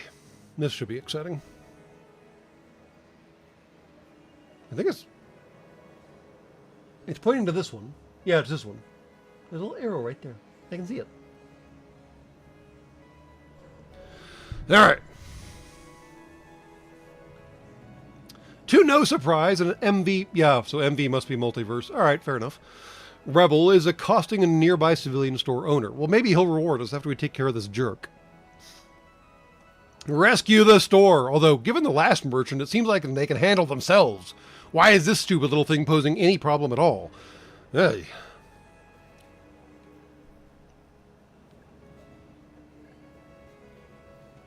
They have teleporters. They always seem to have teleporters. Why are there so many teleporters? Prepare for combat. We don't need to do any more checkups. Do nothing. All right. We're going to wait for everything to charge up again and then do our standard procedure.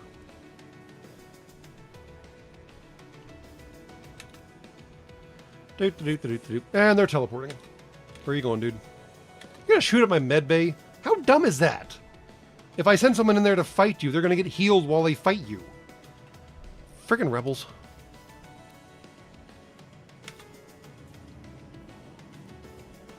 Alright, burst laser almost charged. There we go. Pre-ion. Goodbye, shields.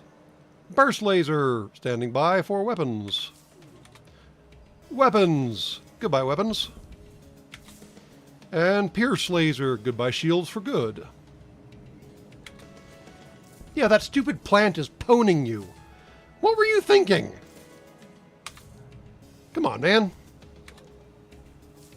And he's just sitting there getting healed. I mean, what? Why would you do that? Well, at least he bailed. What on earth? The ship breaks apart, and you quickly salvage what you can. 2 missiles, 1 drone part, and 15 scrap. Nice.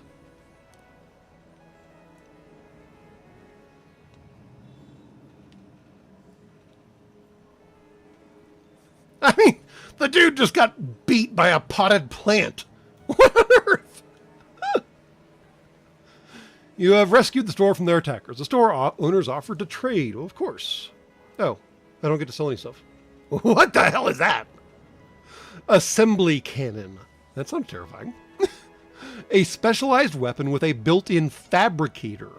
At the cost of a drone part, can deploy a temporary combat drone that will attack the enemy ship. Required power 2, charge time 15 seconds. Drone consumption 1, shots per charge 1. The drone hits 7 shots. Well, that's wacky.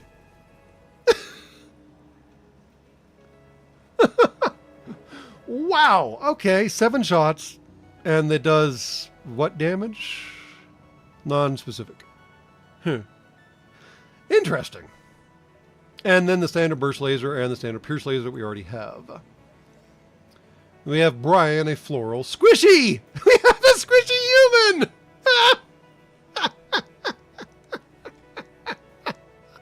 Hello, Squishy! And Stick, a Zoltan. These hard-light entities might be part of the Federation, but they're also known for their strict rules and formal attitudes. Provides power to occupied system. Max health reduced 75, 15 damage to enemy crew on death.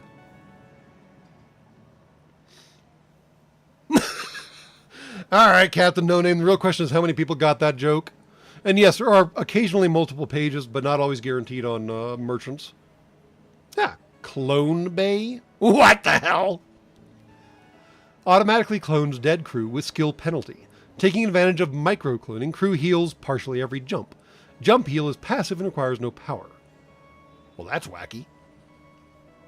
Crew teleporter that we know can do normal things. Drone control, check.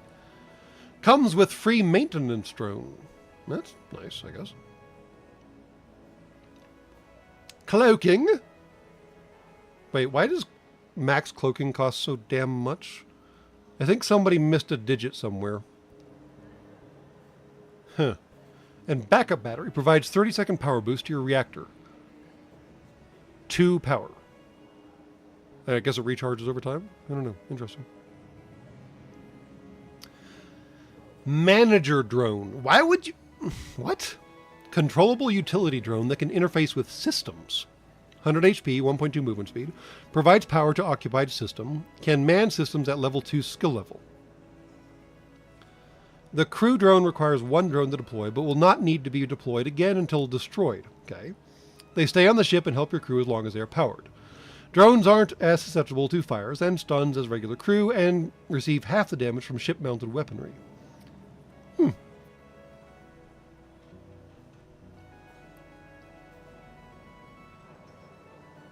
Yeah, it's basically a drone crewman, but object to the name on principle. Pinpoint. Amp pinpoint. A powerful amp pinpoint drone that increases in damage with the more power it uses. That's scary. And standard combat drone. We don't have anything to sell aside from the combat drone, which you all seem irrationally attached to.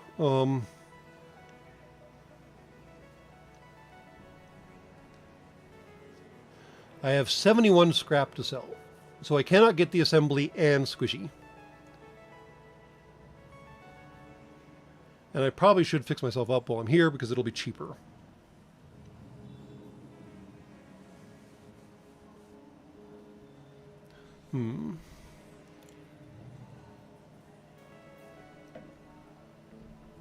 I really like Stick. I mean, if we stick him in, like, engineering, he can bump up our, well, engines a little.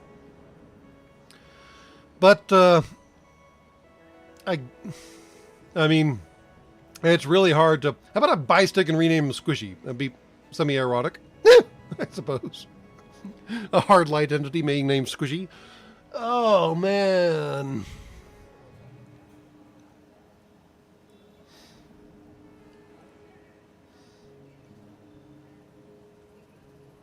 A squishy stick. Yeah, I mean, I get the assembly gun, but it takes 2 power, so we wouldn't be able to use our piercing gun. And it does take drones, but it doesn't require a drone controller, which is interesting and kind of nice.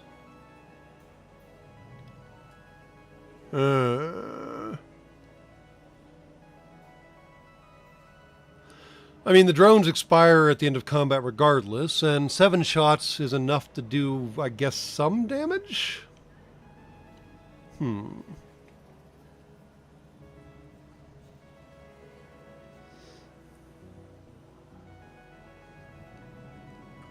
Sell the combat drone and buy Sticky and Squishy?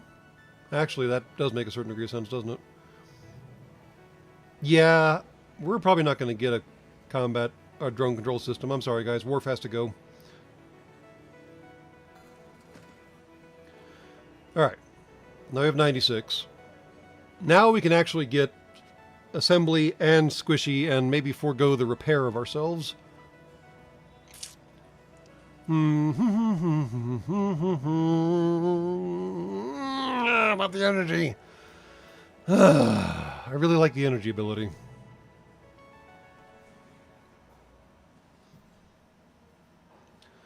Assembly and squishy, yeah, fair enough. Yes, the assembly cannon takes your drone parts and makes it someone else's problem. It's kind of like the junk cannon from Fallout 4. It makes a teddy bear and suddenly takes it and makes it lethal. Yeah. Stick and squishy. I mean, honestly, I kind of like that idea too, because then we can have door control. We'll probably see an assembly cannon again in the future. We're going to go squishy and stick, unless anyone wants to put money where their fingers are. I'll give it a few seconds, and we'll chat for a bit while people contemplate their navels. It's intriguing that they're only selling just a Pierce 1 and a Burst 1. The Clone Bay is really an interesting thing, allowing you to resurrect dead crew members in 12 seconds at that. I mean, it's kind of a long time in combat, but at least you can resurrect the person. They take a hit on intelligence, of course, but clones after all.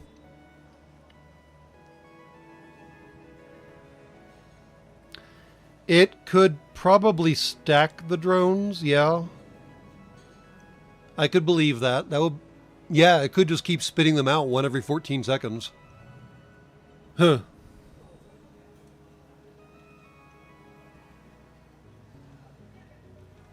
Yeah, let's do with added crew.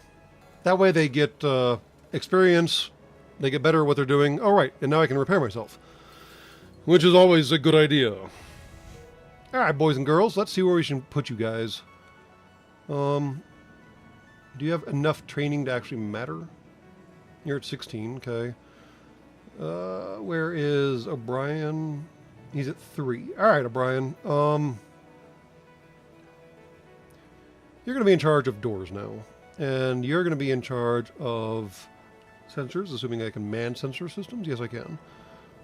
Boop. And just to make it symmetrical, we have to do this. We now have Sticky and Squishy. And Maria, which seems like a much less interesting name. Apologies to anyone named Maria in the audience.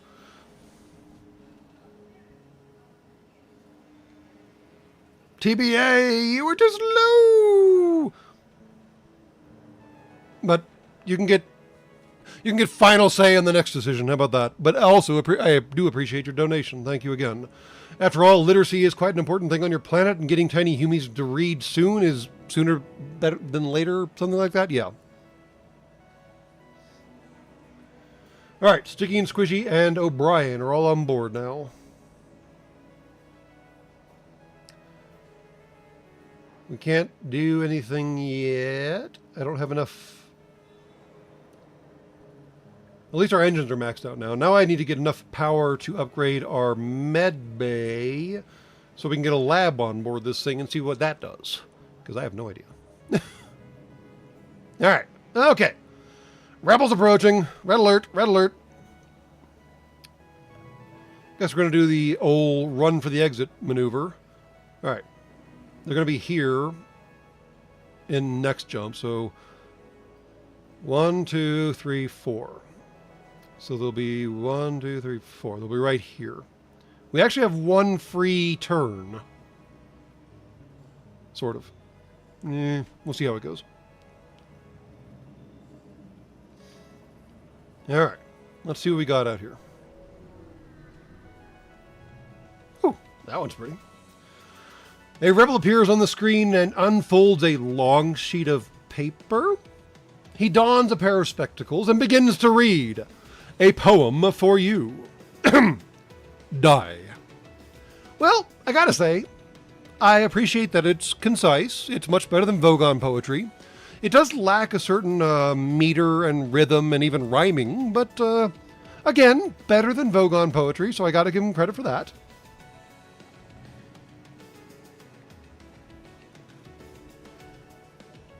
All right. And it also makes their intentions clear, which, again, I do have to appreciate. Let's wait for everything to charge up while the pre-ion just cools its heels. Looks like they got some kind of bursty thingy over here, I think.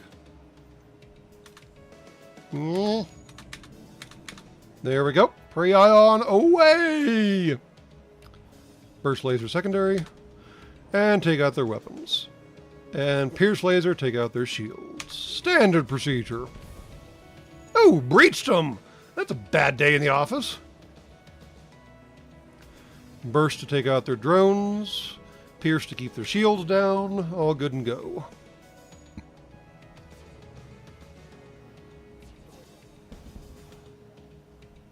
Oh! The rebel ship surrenders and promises to delay the fleet if you let them live.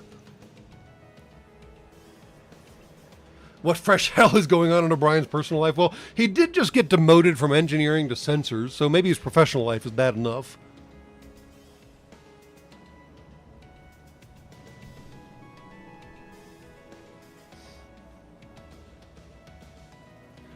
Shall we slow them down again and explore the system some more? Oh, Kortova, since you just arrived, this is in fact the second time that this option has come up. We've already stalled the enemy fleet once, and it does seem to be worth it, although of course you don't get any scrap or missiles or drone parts out of the equation. They just run away and do their thing. But there is that option. More planets, more loot, yes. How do the rebels get anything done? And, I mean, they keep having these stupid wayfinders come back and tell them that, we don't know what's going on, but he went that way. You'd think they'd catch on eventually.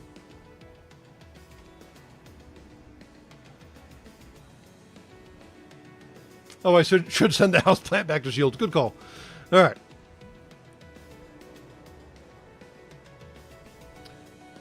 All right, TBA, unless you want to vote otherwise, we're going to go with delaying them. And yeah, I should definitely put the plant back in the shielding. He lost some experience there because he wasn't doing what he's supposed to be doing. Oopsie-doo.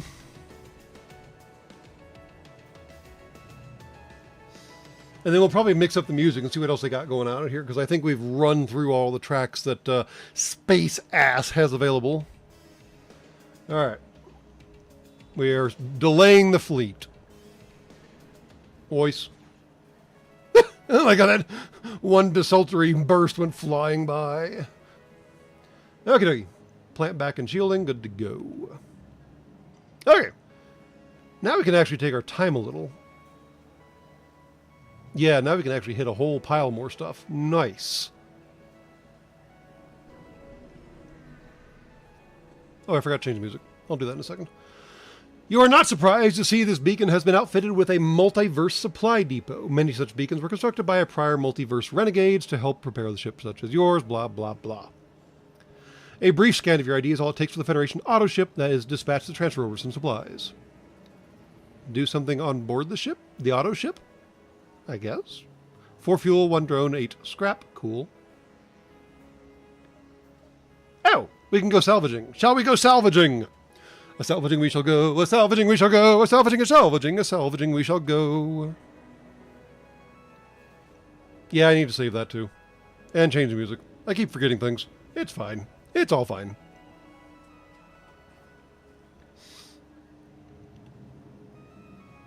Well, since I can't tell where the hell we are in terms of what you've heard, we're going to go salvaging, because why not? You might be able to salvage any space junk in the nearby area. How do you wish to proceed? Oh, apparently the supply depot counted as the salvage. Well, that's disappointing. Fine.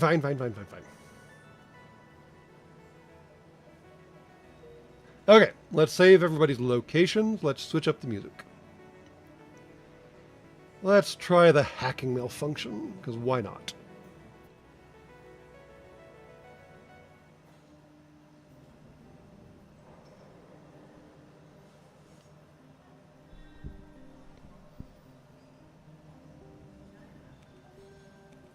Oh. So maybe vanilla is the old music. Because that's definitely classic FTL music. Huh. Well, in that case, we're going to try Serenity. Alright, jumping away. We're going to hit all the systems before we hit the store, because why not?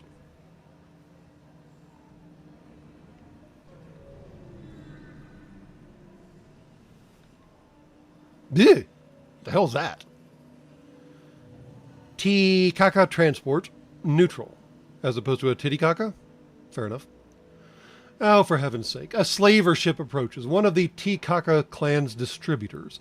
In a bold display of characteristic pirate arrogance, the ship opens, comms with you, and offers several slaves. So, do we liberate the slaves by, killing them, or do we deal with slavers?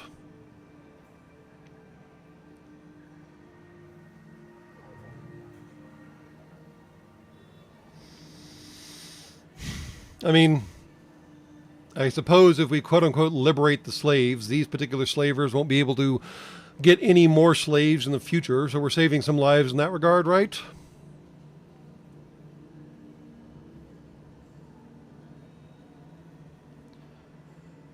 Looks like we've got some significant votes for liberation through vacuum, unfortunately, or fortunately, depending. So, yeah, off we go. I'm sure the post-battle description will be quite entertaining given the last ones. These pirates have gotten out of hand. Best you clean this reality up of their kind. Reputation decreased with the slavers. I'm okay with that. Your actions here will reflect poorly upon slavers who might offer you their services. They might no longer offer you better deals if you had previously gained reputation before. That's okay, man. I'm good.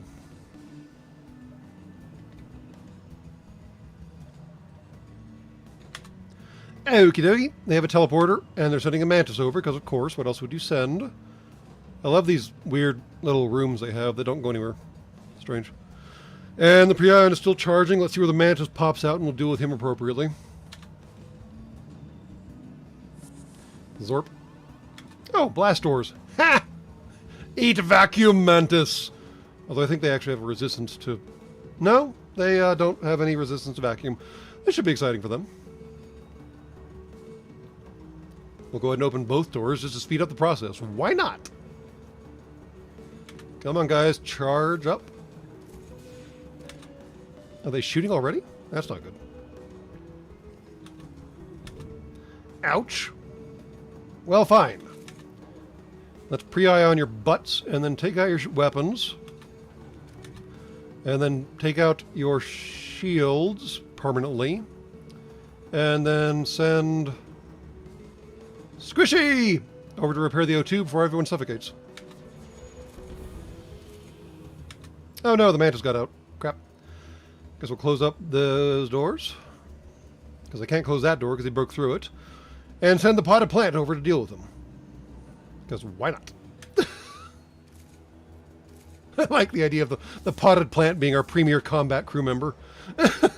Just, what?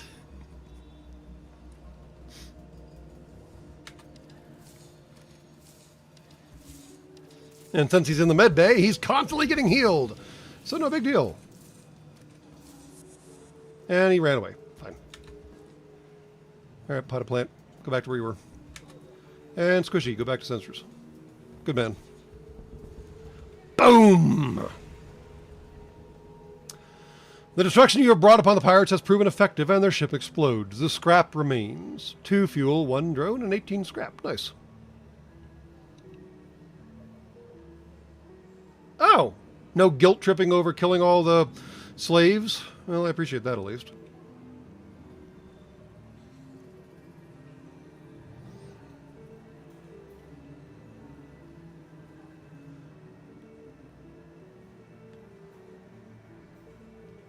They do they do try to keep fighting in the medbay, don't they? And they don't seem to understand how that does not work. Alright, we have freed the slaves into the vacuum of space, so I guess we'll be moving on. Oopsie-doo. Let's go see what's floating around out here. It doesn't warn us about a ship, so maybe nothing. Guess we'll find out.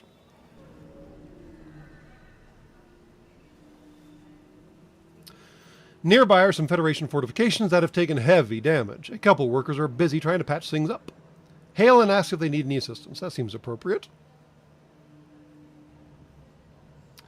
Any help you could offer would be a lifesaver. We only just barely managed to chase away these damn rebels, and they'll no doubt be returning with reinforcements soon. We're undermanned, and we won't be able to get these repairs done in time. Offer to wait behind longer and fight out the rebels. Lend a crew member to stay and assist them. Well, wonder what wait behind does. Because the rebels are currently delayed. I'm sure it burns a turn, but we've already set them back of their progress. So, shall we stay behind, whatever the hell that means, or see if we can, as Internet Gravedigger points out, see if we can salvage around here any. Well, we seem to have a bloodthirsty audience tonight, but guess we'll be fighting then. Fair enough. Oh! Fleet pursuit doubled for one jump. Oh, that's not good. You wait behind until you spot a small squadron of rebel ships approaching. Hurry to combat positions! Again with the teleporter. Well, they only have 2 crew members, so that'd be kind of silly to send one over. But they probably will. Yep, they're going to. Why? I don't get it, man. Oh, engineering. Alright, pilot plant, go do your thing. And maybe Squishy can go help squishify that guy. Since NGs aren't exactly good at combat. Alright, pre-ion away. Boom. Burst on standby. There we go. Weapons and pierce on shields. As usual. Blam! Hey, we got a kill. Alright, everybody go get patched up. Real quick. Actually, that can wait, can't it? You go to your station. You go to... where were you? Sensors. And you just hang out right there. No, no, no. Go back. Alright. At least... oh, they got a hull breach. Shields disabled, shields EMP, and hull breached. Yeah, this should teach you guys not to get in fights. Come on. And you're dead. The scrap of the wreckage of the... you scrap the wreckage of the rebel vessel. There we go. It appears the rest of the rebel squadron is trying to flee after watching their comrades be destroyed by you. Good call. The Federation officers thank you for, and offer payment. Very, very kind of you guys. Appreciate that.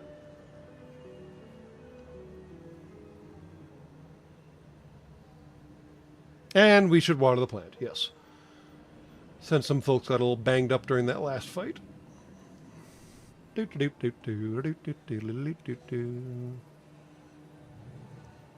Everybody's all patched up. Come on, dude. Get fixed. Oh, they're showing as flashing green because the little plant thing's helping them. Right. All right. Everybody where they need to be. We have appropriate parts of the ship vented. Good to go. There's an NG store and a civil store. I'm more interested in the NG store, honestly.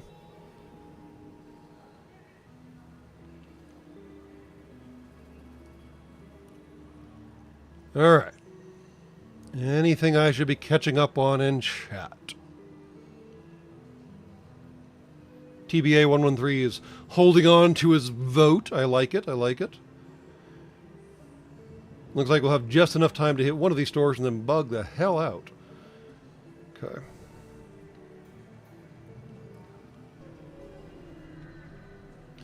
Pursuit was doubled for one jump, I believe.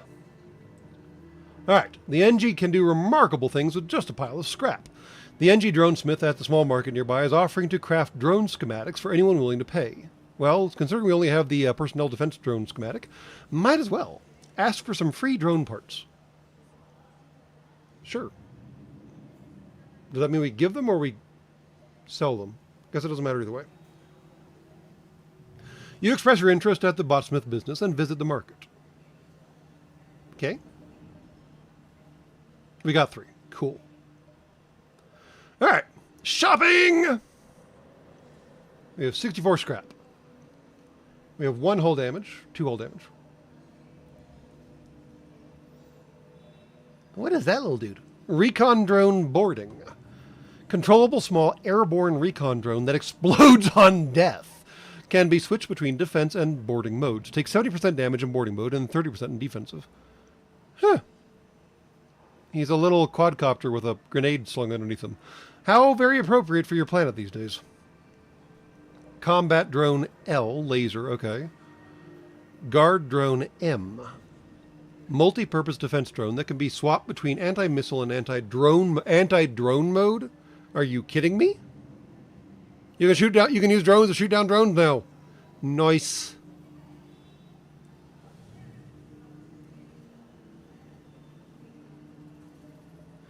So apparently we are hypothesizing that clone bays might replace the med bay. And it automatically heals people every jump and resurrects dead crew members, which seems like a nice feature. I don't know yet. Oh, more guns. Ah, we can't quite get a second pre-ion, but that would be kind of funny. Oh, you thought we just had one, did you?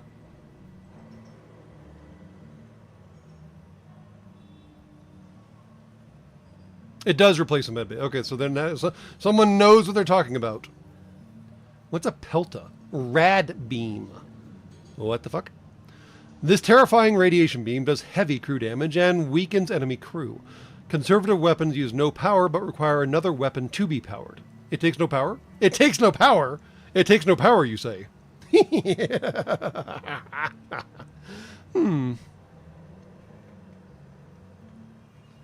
Radiation weapons do bursts of heavy crew damage, have minor breaching chances, and weaken crew that are hit for 10 seconds. Afflicted crew will move and repair 66% slower and be stunned 75% longer.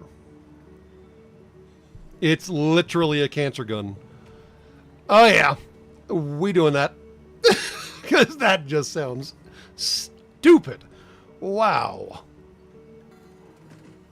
And we're going to fix everything up, because we do that too. Okay, so you just have to have something else charged. I love it! Oh, man.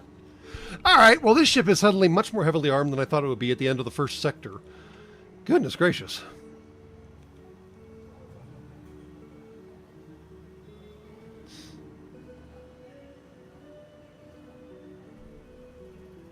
Andrew... Oh, so the cloning bay was a original FTL thing? I don't think I ever discovered that. Interesting. Alrighty then. Personally, I think we should just bail. Unless TBA 113 wants to make an executive decision for us. Because we got no more scrap to hit the store with. So going there doesn't seem particularly useful. And if we go there, I think... I always forget. This is where the enemy's moving the next turn, yeah. So if we go there and then here, we'll be having to fight our way to the exit. Alright, the normies seem to agree that we should get the hell out of Dodge while the getting is good.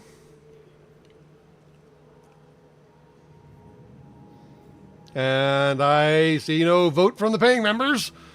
So we're going to bail. Yeah, cool. We're in agreement. You've reached the end of the first step of your journey. However, it appears you weren't alone? What? The rebel fleet must have sent one of their fighters after you. Fantastic. So we get to have a fight anyways. Great. Your mistake for coming here, bucko. End of the line. It's the end of the line for someone, but let's hope it's not you. Well, definitely them. High-level threat. Really? Why would this thing be a high-level threat? I mean, it has a teleporter, no drones, 1 shield, 10 hull. I'm not seeing the high level. Whatever. Yeah, I need to do more ship upgrades. Because, yeah, we haven't done hardly any of those aside from just the one reactor upgrade so we can power all of our weapons appropriately. Okie dokie, dudes. Here we go. Alright, charge up pre-ion and then do the standard shield weapon knockout hit. Oh, they have a missile launcher. That's not good. And then we'll, of course, irradiate the pilot because we can do that now. They are sending someone over. Why are you sending someone over? And why are you trying to shoot up my frickin' O2 generator? Swear to monkeys. Alright. You only have 75 health. That doesn't seem good. Alright. You, Liam, go beat his ass. And maybe Squishy too. Why not? Open the bay door. Actually, it is an airlock, isn't it? Boop! Goodbye. Shoop! What? Oh no! I moved someone off the door so I couldn't actually control them properly. Well, at least he's not shooting up my O2 bay anymore. Alright, you. Go help the Zoltan. Okay. Pre-ion is charged and ready to go. Everything else is charging. Oh no, missile away. That's not good. Okay, pre-ion. Take out his shields. Burst. Take out his weapons. Pierce. Really take out his shields. And Pelta! You're a beam weapon, right? So we just kind of zap the crap out of that entire space. Okay.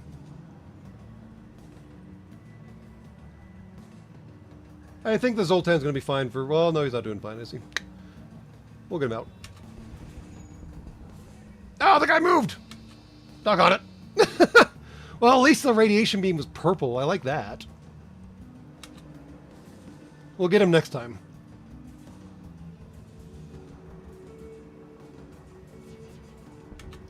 Well, you're not doing too good either, are you? Alright, let's get you out of here. Send in war crime plant.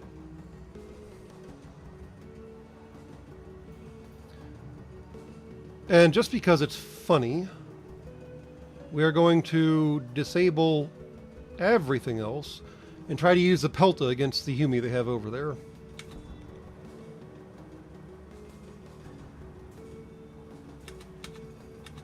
Alright, I think you can go back to where you were. Did he just zap me? Oh, I did. Doggone it. Well, I breached their hull. I forgot that it was on autofire.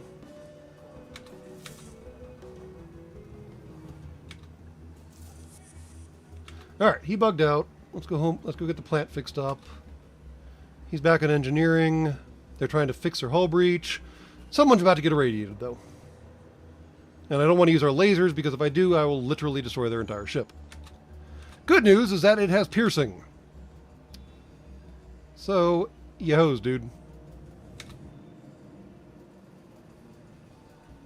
Oop, fire. Zorp. Oh, wow! He gets a little purple aura. Oh, wow. He took a lot of damage off of that, too. And he's in a vacuum now because of the breach. Bad day to be you, dude. We'll take out their shields again, because we can. And breach them. Nice. Oh, he's purple and glowing and dead. Wow. Okay, rad beam for the... Whoa. What the hell is that? You've successfully defeated the rebel ship. You may have some time to do something else on the ship. Oh. And we got 17 scrap and the Cagliari beam. I am intrigued.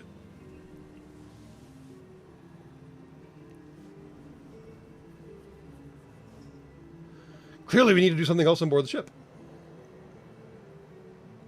Perform a task. I guess so.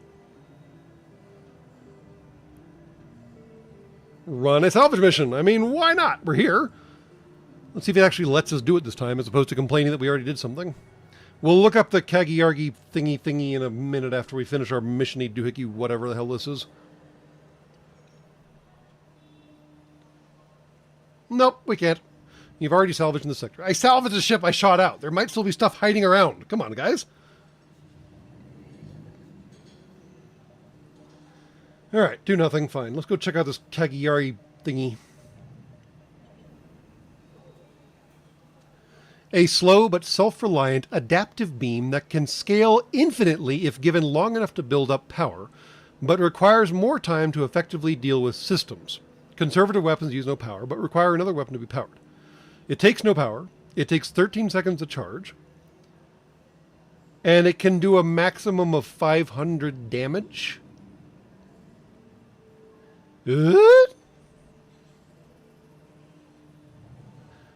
Adaptive weapons increase in damage each time they are fired.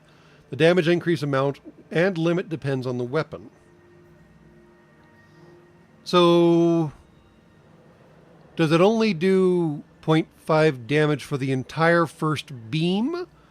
Or does it increase as the beam is engaged?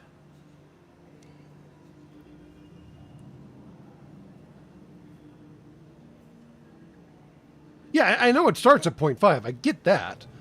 But I'm curious, like, as the beam sweeps across the ship, for example, like for every second that it is engaged, does it increase in damage as it goes? I kind of want to swap it out with the, swap the pelta for it and see what it does, just out of curiosity. I mean, the pelta was pretty cool. It caused an immediate hull breach and then turned an enemy crew member purple and glowy. But I'm kind of curious to see how this works, and then we can decide what we do next time. 500 damage, though. I mean, I can't imagine they expect you to be able to fire this thing 999 times. So I wonder how the beam function factors into the equation. Yeah, you can swap around weapons for free in the game, so it's not really a big deal in the end. I'm just mulling my options, as it were. Alright. Everybody's all healed, I think. You're getting skills. Everybody's getting skills. Except O'Brien. He's stuck on doors. Or sensors, one way or the other. Cute little animation as it charges. It keeps getting longer and longer, and that's what she said. Alright, moving on. Jumpy time.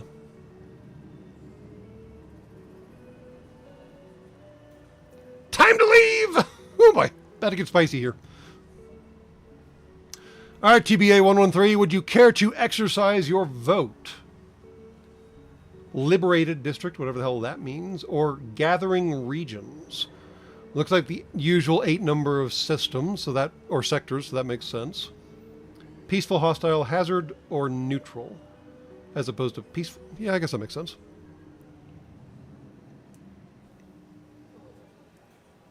Do gathering regions have salvage or slavage? Salvage or slavage? Well, hopefully they don't have slaves, because we'll shoot them down. They probably have salvage, but I have no idea. Send everyone to their stations, did I not? I didn't. Ha. Oops.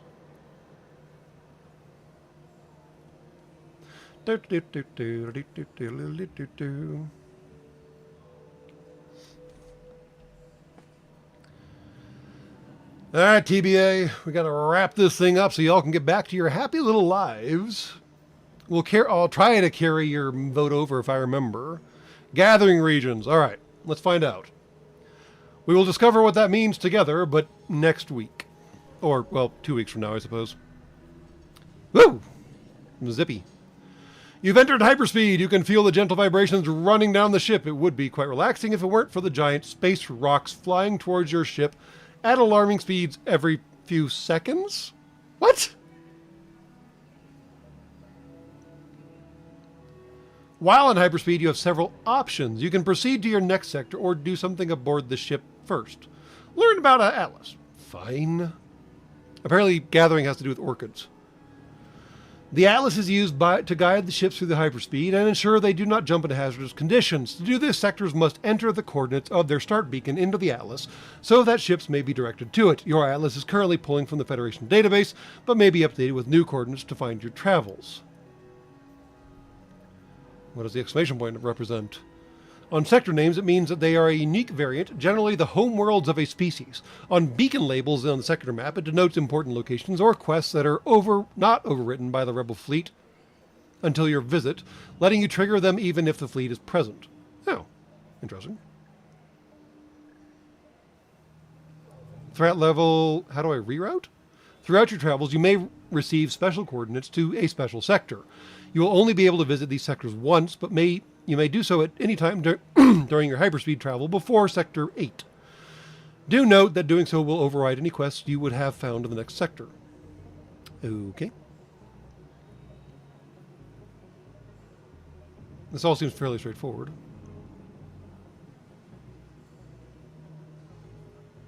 Auto ships. For an ace to spawn. Aces. Those must be the bosses they were talking about.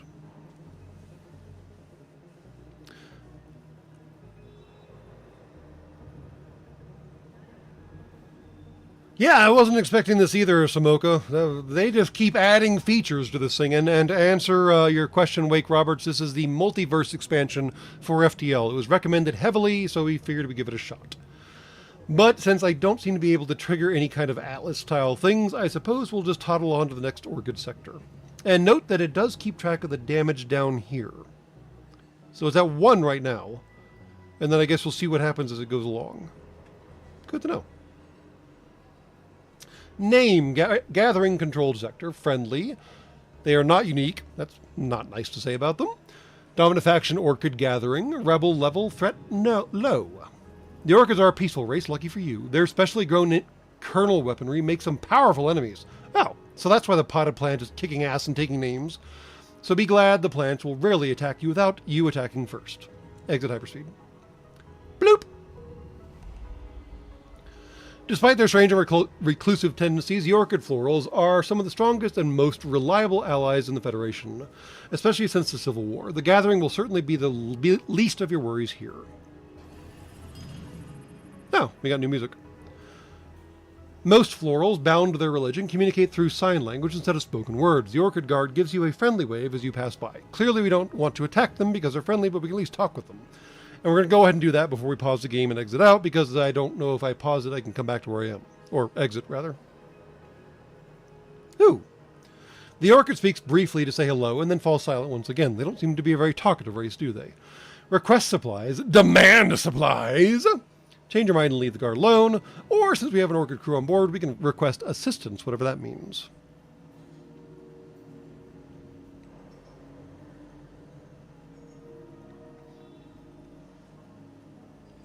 Highly energized popcorn, apparently. Seems like the blue option is the correct one. Oh, that was nice of them. Though the two Orchids speak no words, they seem to communicate briefly through a flash of their petals, and the guard agrees to give you some supplies. Very nice of them. Ding! Fries are done, ding, fries are done, and we are done playing for this week, ladies and germs. Hopefully the longer session makes up for the fact that we got off to such a rough start this time around. And if not, well, you're just going to have to take it for what it's worth.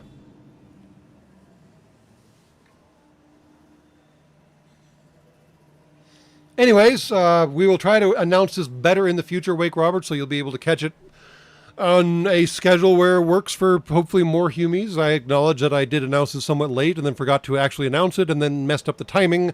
And as usual, we are still working on this whole live stream thing. Hell, we're still working on the main channel. So can you blame me?